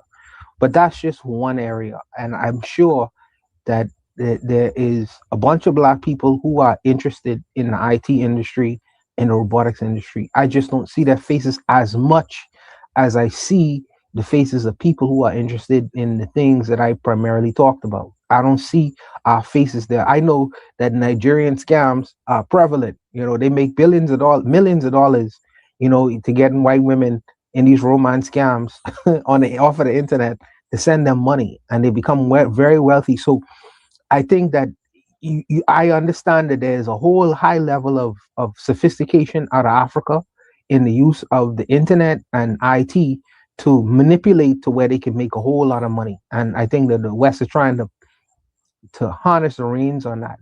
I think that African governments need to harness their people because obviously they are capable. They are capable and they've proven themselves to be very capable. It's just in the wrong direction. And I think that if they was to galvanize their people and invest more so into these kinds of industries, because the black mind is capable. The Caribbean countries need to do it as well. In this country, we have signed a relationship with Eastern European countries to help with the AI infrastructure in the Bahamas. Is that a good thing? I don't think so. I don't think so. And I think that there should be more black people at the helm of these kinds of ideas and things.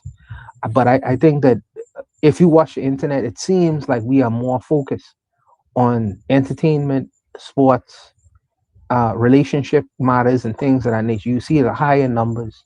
And I think that I don't see as many faces in these arenas. You see the Indians. The Indians have a foothold in these in IT arena and the robotic arena. You see the Chinese and you see some whites who are able to be competitive, but not so much African people. And I think that if we are interested in this different phase of human expansion, I think that we need to become more involved in these kinds of industries and things, because when you see these robots performing on an athletic level, these things have military implications. So when they send your cousins and your brothers off to war, they're not going to be fighting man to man anymore. They're going to be fighting robots. They're going to be fighting robots in the future. So you have to have people who are technically savvy enough to be able to stave off the fray of what's coming at you, your enemies in the future. So I think that we should be more invested in these kinds of things. I don't know what our focus is right now. I really don't. I can't speak for a bunch of many black people, because I know that we are in different kind of arenas and sectors. But from what I could see on the internet, not yet. I don't think that we're there yet. Not as much as other countries or other groups of people. I don't see that. I appreciate it, Buana. In the chat, Trigger Happy says, jester tendencies is what white people want, that we are only entertainment. Before I go further with these comments in the chat, Anthony, I'll get to you. Shoot the breeze topic number 5 asks, are we focused on the wrong things? As a proud son of Kenyan parents, Kenyan every year, it seems like every single year, it seems like, especially in the past, since the pandemic, there's always a woman or a man from Kenya breaking. And also, before I get forward, speaking about Africa, Buana, I don't know if you heard last week, but Adesanya was one of those 2 boys. This is fiction. This is not real. But what was real was that there was a father. I don't know if it was last week or the week before that. There was a father that was filmed putting belt to ass on his daughter after apparently he had told her not to hang around those corner store boys. And I gave the corner store boys names of Adesanya and Otieno being from Kenya, and Adesanya being from Nigeria. Adesanya texted me and he said that he wants to know where you're going to be at next Friday. So he can he wants to know where and what time you will be available next Friday. He wants to talk about that claim about scamming, internet scamming. You let me know. Adesanya texted me, but it's okay. Well, listen, whatever you want me to tell Adesanya, I will tell him. Huh? Hey, let me say. Let me say this about the scamming. Data, the ability to acquire information. Information is capital now in this internet economy. This information age economy. Data is so interesting because people sell your data, people sell your information to other corporations to know how to sell you products and services. I know my African American brothers and sisters know these things. I'm sure about that. But in the Caribbean islands and in Africa, they may not necessarily be aware. And this is the reason why some people are able to manipulate that information and data. So data protection is very, very important these days. But like I say, I think that the Africans have a foothold. Well, no one said a foothold. They are very savvy in understanding how to use the technology, and the governments need to put in their not the scammers, but the people who are technically savvy to be able to compete with the rest of the world. I think that that's very important now. Very important, man. And to answer Koku's question, there are very few people. He's talking about consciousness, but on a level of where you trying to, if you're talking or mentioning in regards to this particular prompt, as I said, the government right now, younger people are trying to have relationships with international partners, in particular Eastern Europe. I don't think that's a good thing, but you need to have certain voices that is trying to buttress against that. Me, in particular, doing what I'm trying to do right now, if I was to, well, in what I'm trying to do right now, my intention is to hire or try to include more people in this IT game, because I see it is the next phase of where the country needs to go. We need to have more IT savviness in the country, much more than we have right now. I think that we need to have much more. So you have to make the brothers on the corner aware, hey man, you can make money offline, not through scamming, but you can make money online, and you could do different things as opposed to knocking old people over the head and taking that stuff away from them. So that's what I mean,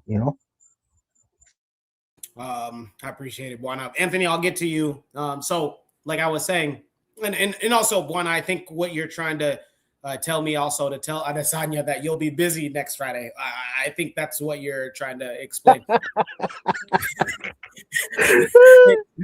Listen, I completely understand. You took a long time to get there, but I'll just take that you'll be busy. Okay. Please, if you see anybody with a scar on their face, just go take another route to your local grocery store. Anyways, as the son of Kenyan parents, every year Kenyans are dominating, and I mean, in the past 3 years, there's been new world records both in cross country and track and field. When I watch this clip, it's literally in the Shoot the Breeze question. Are we focused on the wrong things? A few years ago, when I say a few, it might even been 3-4 years ago. I can't think of his name, but there was a Kenyan man it was the way that the media was portraying it, not Western, African media, Kenyan media was portraying that the sub 2 hour marathon time would have been broken by this particular person. And then that person ended up dying in a car accident. Okay. I don't want to give names just because names are not important. And also I just can't remember these names, but the person who had previously held the record, there was rumors that he possibly orchestrated that car accident. Shoot the Breeze topic number 5 asks, are we focused on the wrong things? We got robots. I don't know if you guys saw this. I don't know if it was from this robot Olympics, if it was from this week or last week, a robot just beat Usain Bolt's record. And if Trigger Happy is correct with saying that we're only entertainment, when the next best thing is coming, it's going to be a buy. People aren't going. These sports are only as good as what the advertisers see as far as viewership. When they're just saying, oh, well, you're not running as fast as the robot, or hey, you're not getting as many views. It's over. It's over. It's not over now. No, I know that, majority of people still are opposed to AI, when they're competing, and also just different instances. But, especially in music, I know that there was like a viral or like a top 40 song in the United States where it was heavily AI. But nonetheless, I mean, are we slowly getting to a point, especially in the United States, where they're trying to introduce AI and say, hey, this is just as, if not better, when a human being does these tasks? Anthony, I don't want to get too far away. What say you? Are we focused on the wrong things based on everything that you've heard? Okay, all right. Hey, yeah, Bono know he got an appointment with an ass whooping for the Nigerians. 100%. And but don't worry, Anthony. I texted Adesanya and I said Buana will be busy Friday, so he's Yeah, we got to tell the brother he didn't mean it, man. We apologize for it. But look at as far as like okay, we focus on the wrong thing. Okay, I say it this way. With AI and the robotic thing, hey man, this gonna trip you out, Jacadero Buana. Last night, I promise to God, man, if I'm lying, may I fall dead right now. I was looking at the Twilight Zone last night, and it was an episode starring what's his name, the white guy, he old tough white guy out in the westerns, Lee Marvin. And Lee Marvin and his other white guy with him had a robot. And a robot, see, they was in the, you know how they and on the Twilight Zone, it's a futuristic thing. So they were in the year 1974. It actually was in the early 1960s. But anyway, they had banned boxing in 1968. This on the program. And so they had created robots to do the boxing. So instead of having human beings beating their brains out, they had robots to do it. You know what I'm saying? I mean, ain't that something, like giving you adding to the context of this right here, of the prompt. No, I'm looking at this show last night where they had a robot to do the things that human beings would do. Oh Okay. man, that Jewish man was ahead of his time, man. I like the Twilight Zone too, man. He was ahead of his time. Hey, and Buana, Buana, when you get time, Juju Jacadero, look it up. I can't remember the name of it, but it's Lee Marvin and the boxing robot. And look it up. It came on last night. I looked at it last night. But it was something was wrong with the robot. They needed a plug or something to put it in. See, this also ties into what I'm going to say. And so, but they didn't have it because it cost too much money and they didn't have the money. So Lee Marvin had to actually go in the ring dressed up like he was the robot. And he was fighting against a robot and the robot damn near killed him. You know what I'm saying? So, I mean, and like I said, this ties into what we're talking about. Okay, now back to the prompt. Okay, we've seen the images of the robots, Jacadero, that you have, the robots running the races and all of that stuff there. Okay, this is the part where we had to think about. Who benefits from this? You think about, about these robots racing, or we could make a robot to beat Usain Bolt's record. A robot to do this, to take over from those East African runners, those Kenyans and Ethiopians, you know what I'm saying, the Ugandans, who dominate the long distance races and everything. Think about that real quick, Jacadero. Think about that real good. Who benefits from it? Then you have to say, well, who sponsors these events? Okay, well, guess what? We could make a robot that could do that, and we ain't got to pay Kip Kano. We ain't got to pay, these Kenyan runners. We ain't got to pay these East African runners. See, this all goes back to one thing: when you don't control your thing. Because see, we talking about, we as Black people, as we as African people, focusing on the wrong thing. Okay, well, who controls the IOC? You know what I'm saying? Who controls the Olympics and all these events? We don't control it. You know what I'm saying? We need to do what we need to do for the African games. You know what I'm saying? Or for the Caribbean games. Or for our thing. You know what I'm saying? We need to support our people. We need to support. The support needs to come for our athletes from our people. So they don't have to depend on, well, I got to leave Liberia. I got to leave the Bahamas. I got to leave Jamaica. And I got to go to America. I got to go to France. Or I got to go to Dubai, so I can make some money. Because I ain't going to get supported back here. You know what I'm saying? We have to support our athletes. That's what it goes to me. We have to support our athletes. When they on the world stage, when they go, into these type of events. And of course, we're gonna come up and make some shit. Hey, they showed you when they started making robots who can fix cars. You know what I'm saying? Well, we don't need so many you workers now in the automobile industry. You know what I'm saying? Or we got a robot that could do this. Or now we got a car that could drive by itself. You know what I'm saying? Those type of things.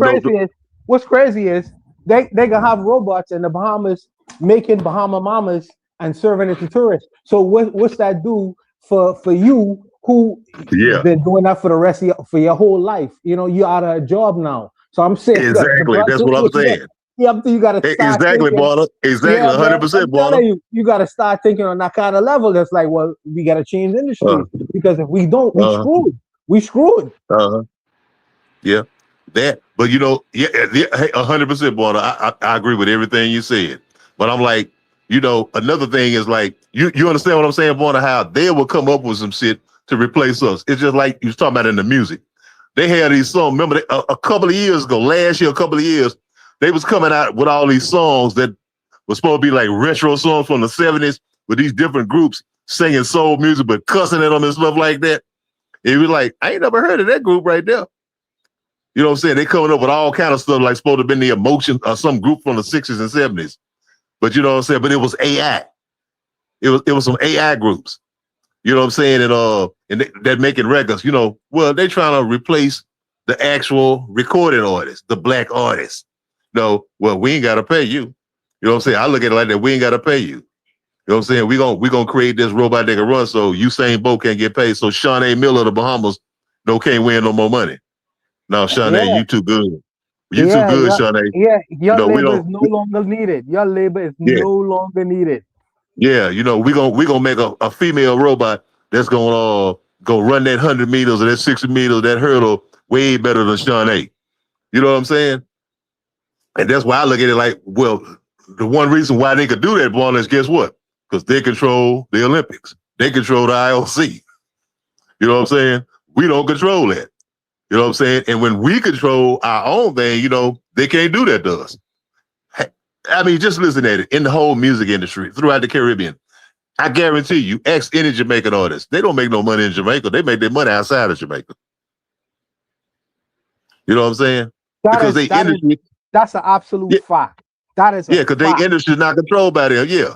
You know, all that music Bob Marley done made, you know what I mean, with this old white man, Chris Blackwell and whatever, Island Records and all these white companies who, you know what I'm saying, who control all that music. You know, these brothers and sisters got you, Michelle Montano and them got to go overseas and everywhere. You know what I'm saying? I mean, it goes back to us controlling our own thing. Wait until, like you say, they are creating AI music. So if I could create an AI soca song or a reggae song, why do I need a Bob Marley? Exactly. Exactly. That's what I'm saying. Hey, that's what I'm saying, boy. And like it's one thing, I can't think of his name now, but it's a brother and it's a sister. They Nigerians. I know the brothers are Nigerian. Who he has an AI site where he retails African history. You know, I mean about a lot of stuff. He's stuff about the Benin Empire, about the Great Zimbabwe, about Ghana, about even about African American, about Black Wall Street and everything. This brother, Nigerian brother, it's done in AI, and it's beautifully done. Where they retell our stories. Now that's some good parts of it. You know what I'm saying? And bringing the stories, you know, to our people. You know what I'm saying? In a visual way. So that's the good side of it. You know, it is us controlling it. I know we have this one site that is called Wabito, where they have I think the brother, I think they from West Africa too. I think it may be Nigerian. It's called Wabito. I'm gonna spell it in the chat. His channel on Facebook, where he have a lot of imagery of black women, you know, and black people, you know, and it's an AI type thing too. And so like we in it, we have a presence in it. It's a growing presence, Buana. You know, in the tech industry and the AI thing. You know, I think the brother who play basketball, Kevin Garnett, he's kind of growing big in it. You know, he's into it. There's a lot of other guys, brothers and sisters into it. So we have some continental Africans, some Caribbean brothers and sisters, some African American brothers and sisters who into it, UK people. We into it, but it's not like we are not in it like we should be in it. You know, grabbing a hold of the technology, you know, and making it work for our people, you know, working our behalf. But yeah, that's I mean, yeah. To answer the question, jack it up for the prompt. Yeah, I think that yes, we focus on other things a little bit more than we should. Not to say that we shouldn't focus on them, but you know, we should also pay attention to this too. But we also should keep in mind we had to pay attention to this, especially when we don't control it. You know what I'm saying? You know, when you in somebody else's game, But when we in our own game and doing our own thing, you know, we could make that irrelevant. You know what I'm saying? We could make it irrelevant because there's only so much that these AI athletes, that these robots can do. They could do some things. They could do some things. Maybe because they go on what kind of I don't know what kind of batteries or whatever they power by, whatever. Yeah, where they could go longer than us without a rest or without drinking water and stuff like that. But there's also going to be some shit that they can't do because some things a robot can't do what a human being could do. You know what I'm saying? And you know what I think, and you know what? I actually feel that because I'm thinking to myself, can a robot play the piano like Fats Domino? Absolutely. But is he gonna have that same kind of? It's a small thing. You know, it's like that. It's that human element that make BB King BB King. Sure, you could play the notes, but his mannerisms, his little gestures, all that shit like that, I feel like that'll be lost in technology, robotic technology, and you still have to need that human element. You're gonna need that, bro. You're gonna need that. Yeah, he ain't got no soul. Yeah, he ain't got no soul, Warner, Jagadero. Interesting indeed. Yeah. You know, it's obvious, right? The AI won't have that human element, and not sure on how much you guys pay attention to. It sounds like Buana pays attention to, but you know, there was a viral song here in the United States, and it was outright rejected by most music listeners because it was, I mean, from the jump, first 20 seconds of the song, you're like, bro, this is AI. Hey, Jagadero, real quick. I'm sorry. This real important. I know you may remember it, I don't know, but I know Buana do, because Buana, we talked about this a few years ago. Remember, Buana, when the police in New York City had the AI dog, the police dog? Yes. Remember that when they created the AI police dog? Yes. To go after. Yeah. Remember that? Yeah. Mm-hmm. And so, you know, for right now, at least most people are rejecting, you know, something that a human can do. When a robot does it, they're rejecting. But again, are we being conditioned? You know, the whole, are we focused on the wrong things? You know, has so many layers to that question. But nonetheless, I'm glad that at least we got a chance to, you know, to deep dive on it, just because this is something that's not going away. You know, I like to bring to our attention that, you know, typically human beings in the advancement of technology, we don't go backwards. So let's just, I know this is, we're skipping timelines here, but the tape deck, you know, the cassette tape, when the CD was introduced, you know, the people that were excited and ready to listen to their music or books or whatnot on a CD, they didn't say, well, let me go back and listen to it on a cassette tape most of the time. Then when the CD turned into an MP3, MP4 player, most people started to get rid of their CD collection and CD players. And then now, you know, you just have streaming, and most people aren't saying, let's go back to an MP3, MP4 player. You know, I'm sure those are collecting dust all over pawn shops in the United States. I say that to say, you know, the advancement of technology where we're at right now with this AI, I can understand. No, Jacko, it won't stop the in terms of advancement. My gripe is we should get ahead of it instead of waiting for it to happen. And there has been Black men and women who are in these industries, and they innovate, they create and make something better. It's just they don't make it for ourselves, they make it for the world. So I do believe that we should get ahead of it. We shouldn't ignore it. It does exist, and we should use it to our benefit as opposed to it being used against us for their benefit, you know, because we are in a competition. So I agree with that. And I would hate to believe and think that these people could manipulate the voice of people, where, you know, now you're not only rewriting songs or blues songs, now you're creating voices, the human voice, mimicking the human voice and making it almost indistinguishable between a real blues musician or rap musician as opposed to something that's AI generated. So I think that if that is actually being done, we should get ahead of that rather than waiting or standing on the shoreline and saying, look what's happening to us. You know what I mean? So that's my belief, you know? I appreciate it, Buana. Any last thoughts on this, Anthony? No, I mean, basically, Buana covered it, man. And like you said, Jagadero, no, we absolutely are not saying, you know, that this isn't something that we should be in. Yes, of course, we should be into it. Like Buana said, but we should make it work for us as Black people and as African people. You know what I'm saying? Yeah, we need. Yeah, it's important. Yes, it's important. We're not. I'm not ever demeaning, you know, the belittling the importance of it. But like it's like, you know, it just like Buana said, you know, we just need to get out in front of it and make it work for our people. That's all I'm saying. Awesome. Again, I'm just glad that, you know, we at least have these conversations because, again, inspiration can come from anywhere. So maybe this will inspire the next, in the chat, Trigger Happy says, deep fakes are also dangerous. It will get worse. Ooh, these deep fakes are crazy. You know, it's now that, like, you know, most of the time you can tell because there's a glare in like a deep fake. But imagine when it becomes to a point where you're like, hey, I need to take a 15th, a 16th, a 17th look because there's not that AI gloss on the screen. Now I'm like, hey, yo, was that really my wife?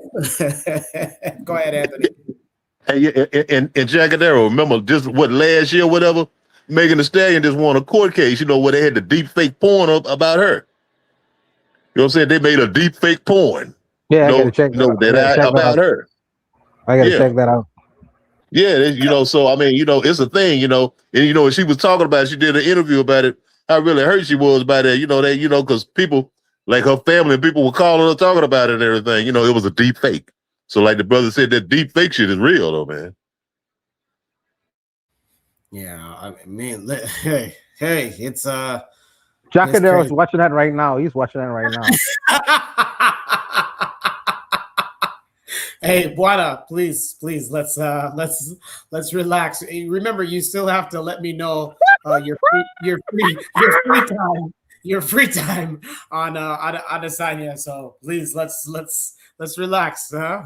Anyways, speaking of relax, you guys can go ahead and relax. You want to know why? Because I mean, this is the time, the end. We're getting towards the end here, and not just relax, but think about, relax your mind, let your conscience be free, and let us know your shout outs to be. Yeah, I'm a poet. I'm not only a co-host, I'm a poet too, huh? How about it? Well, this is the time of the show where you go ahead and you highlight people, places, or things, whether this week, last week, this entire year, whatever. You go ahead and you give your shout outs, not just our panelists, but you in the chat. You in the chat, yes. Give us your shout outs. I'll be more than happy to go ahead and read them. We'll start off with Anthony. Anthony, what shout outs do you have for this week? Okay, yeah, man. My shout out gonna be for the brothers and sisters in Niger, man. You know, they some old sneaky Negroes tried to stage a military coup against the government in Niger, man. You know, we know the French in America had something to do. They were behind it and everything, you know. Offer a Negro a token and he'll go for it. Well, they tried to overthrow the government, but you know, they couldn't do it though. You know what I'm saying? Because, you know, them brothers and sisters over there strong, man. So, you know, they were successful in defending, you know, the people of Niger against that bullshit. And so I say big up, you know, to the brothers and sisters over there, man. And you know, and big up to the brothers and sisters on the streets in Nairobi. You know what I'm saying? We know they had a crackdown in Nairobi, you know, where the goon squad came out and tried to gavel up a lot of the local merchants and traders, man, out there trying to hustle and make money and do their thing for their family and everything, man. And you know, and Rudo and them sent the boys down there to kind of get them in line and everything. You know, we know the whole price hike thing, you know, that's going on there. Jackadero, I know you could talk about that. You know, but I was reading a little bit about it, and the people, like, you know, what came out in full force to protest against that, man. You know, them raising taxes and the price hiking on them and everything when they just trying to, you know, make a living for themselves, man, and provide for their children, their families and their children. So shout out to them brothers for facing up against the goon squad. You know what I'm saying? And saying, no, we're going to be here. So big up to them Kenyan brothers and sisters, and big up to the brothers and sisters in Niger. Anthony, I got to say, you impress me every single time that I get on this show, man. Just when I think that Anthony, he doesn't know about something, he knows about something. Anthony doesn't know this, but I often ask myself, like, if I have 25 hours in a Gregorian day on this Gregorian calendar, how many hours does Anthony have? Because I don't think we live the same life. I don't think so. But big shout out to Anthony. In the chat, Trigger Happy says, shout out to the AES Patriot Consciousness, just like Anthony saying, yeah. Koku says, shout out to the panel, yeah. And Trigger Happy also adds, they have a program to make sure the youth becomes knowledgeable and patriots of the country. Buana, what about you, man? What are your Let me say, my shout out goes to the younger generation, people like Jacadero and Nefikari, Desaline, who are keeping the pace. See, me and Koku and other brothers, we help build a foundation in terms of this internet media presence, and we are supposed to work ourselves out of our job and operationalize the things we've been discussing for years. And the next generation, like younger brothers like Jacadero, is supposed to carry the pace. It's not to say that we shouldn't show up every once in a while. Anthony is the African teacher to advise, to educate, or to push it. But it's for the next generation moving forward to take up that mantle and take it further. And forgive to all the brothers and sisters who have not heard my voice consistently on this panel. Please forgive me. It's not the fact that I don't want to be here. It's just my life has changed a little bit, and I'm a little bit more busy in the world. I'm trying to operationalize the things we've been discussing on Bitter Medicine Podcast for years. But I do know that this is my home base, and I love all the brothers and sisters who make. Oh, by the way, I forget. Shirley's as well. She's a younger sister as well. I can't forget her voice. But to all those younger brothers and sisters, you all continue keeping the pace, taking up the mantle, and taking the Bitter Medicine Podcast further. We are supposed to work ourselves at our job, and you're supposed to take things to another level where we lay the foundation in the practical world. So you all have some kind of foundation or industry or something to come to whenever after you all leave this internet chat. So this is the idea in my mind. So to all the younger brothers and sisters, we love you all. I love you all. I respect what you all are doing and taking this thing further. And you all take it to where you all can take it. But like I say, forgive my absence. It's not because I don't want to be here. Oh, shout out to the matron as well. The matron is still being consistent. Me and Anthony on forecast too. They've been consistent in doing what they've been doing, and they've been doing a yeoman's job into spreading this information and giving and properly educating the people very well. So shout out to them as well. And I just really wanted to put that out there in terms of my absence and to have everyone know that it's not because I don't want to be here. It's just the busyness of life sometimes comes in. But I love all my good brothers and sisters. I just wanted to leave that there. All right. Ooh, yeah, Buana. Yeah, Buana. Welcome back, by the way, Buana. My shout outs are to the chat, of course, man. Everybody that came into the chat. I'm going to try to remember. I would try to remember everybody that participated in the chat today. Also, big shout out to Koku for bestowing upon me this grand opportunity. And then maybe you guys pray to whatever deity you guys pray to that, maybe when I bring up this race conversation that Coco says yes. No, all jokes aside, is awesome. Also, shout out to the panelists that came in today.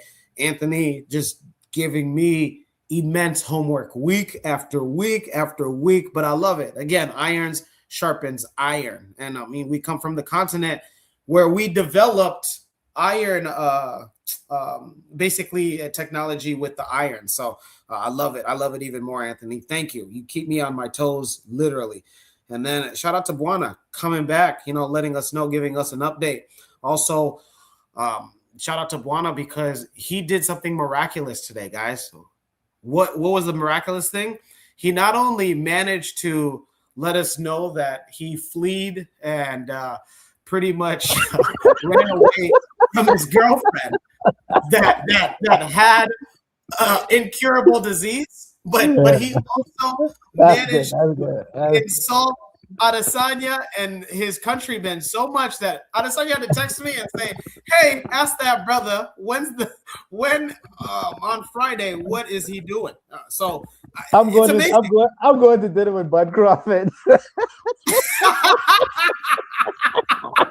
So it's amazing. Buana, I don't know how he did it, but imagine 2 different people in one broadcast. Amazing. The other shout out that I have, of course, is Senegal. Man, Senegal again, guys. Senegal developed Africa's first sickle cell treatment. Why? Let's why this is important. Why this is important, guys, is because we were the first scientists. We were the first pharmacists. So it's only right that we continue to carry that legacy. Again, African peoples were the ones to teach the science, the math, and everything outside and in between. So it's only right that Koku says it best, African solutions for African problems. Look at that. Senegal, and again, the medication for those that want to know, it's called Drepaf. Drepaf, Drepaf, out of Teranga Pharmaceuticals or Teranga Pharma. You can just type in Senegal sickle cell treatment in your Google, and wherever it is that is being distributed, go ahead and let us know in the Discord. Download the Discord. Also, last but not least, for those that don't know, Buana always make sure that you guys know, in case you guys don't know, but I belong to one powerful network, That's the Empowerment Network, We not only emphasize partnership and getting you and your business exposed and connected with other brothers and sisters, but we do it on a grand scale. Literally, we partner with sister cities like Tulsa, Oklahoma. Yes, Black Wall Street is being rebuilt, and we are part of it. You can look us up, seriously. Houston, Texas, Kansas City, Missouri, East Lansing, Michigan, Tennessee, and everything outside and in between. Not only real estate finance, youth crime prevention, but also AI. Yes, we have individuals that teach you yourself how to utilize AI for your small, mid, or high business. Go ahead and reach out to us, the Empowerment Network. And every year we host the Rebuilding a Village Conference. Every year, past keynote speakers were Eric Thomas, and also Magic Johnson and Boris Cujo. Believe it or not, yes, this is how big it is. I welcome each and every one of you listening to come to Omaha, Nebraska every May, the Rebuilding a Village Conference.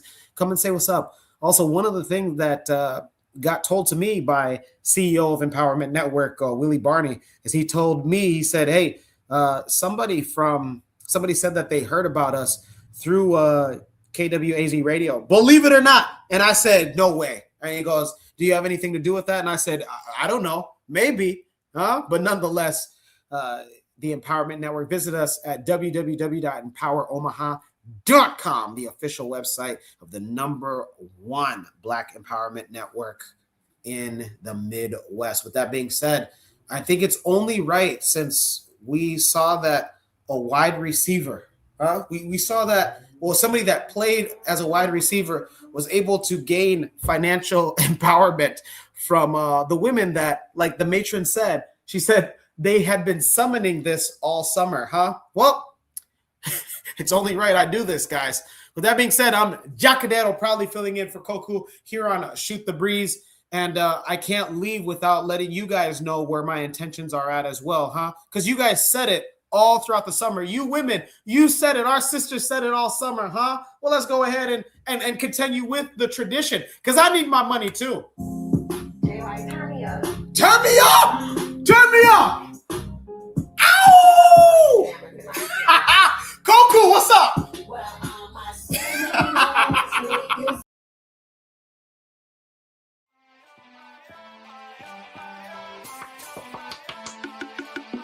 Thanks for listening to the Bitter Medicine Podcast with your host, Koku. If you like what you just heard, We hope you pass along our web address, bitamedicineblogs.com, to your friends and colleagues, and share our show to all your social media. Be sure to check out our archive section on our website for previous podcasts. This has been a KWAZ radio production. Join us next time for another session of the Beta Medicine Podcast. Follow us on Facebook at Beta Medicine Show, Twitter, Beta Meds, Tumblr, Beta Meds, Instagram, Beta Medicine.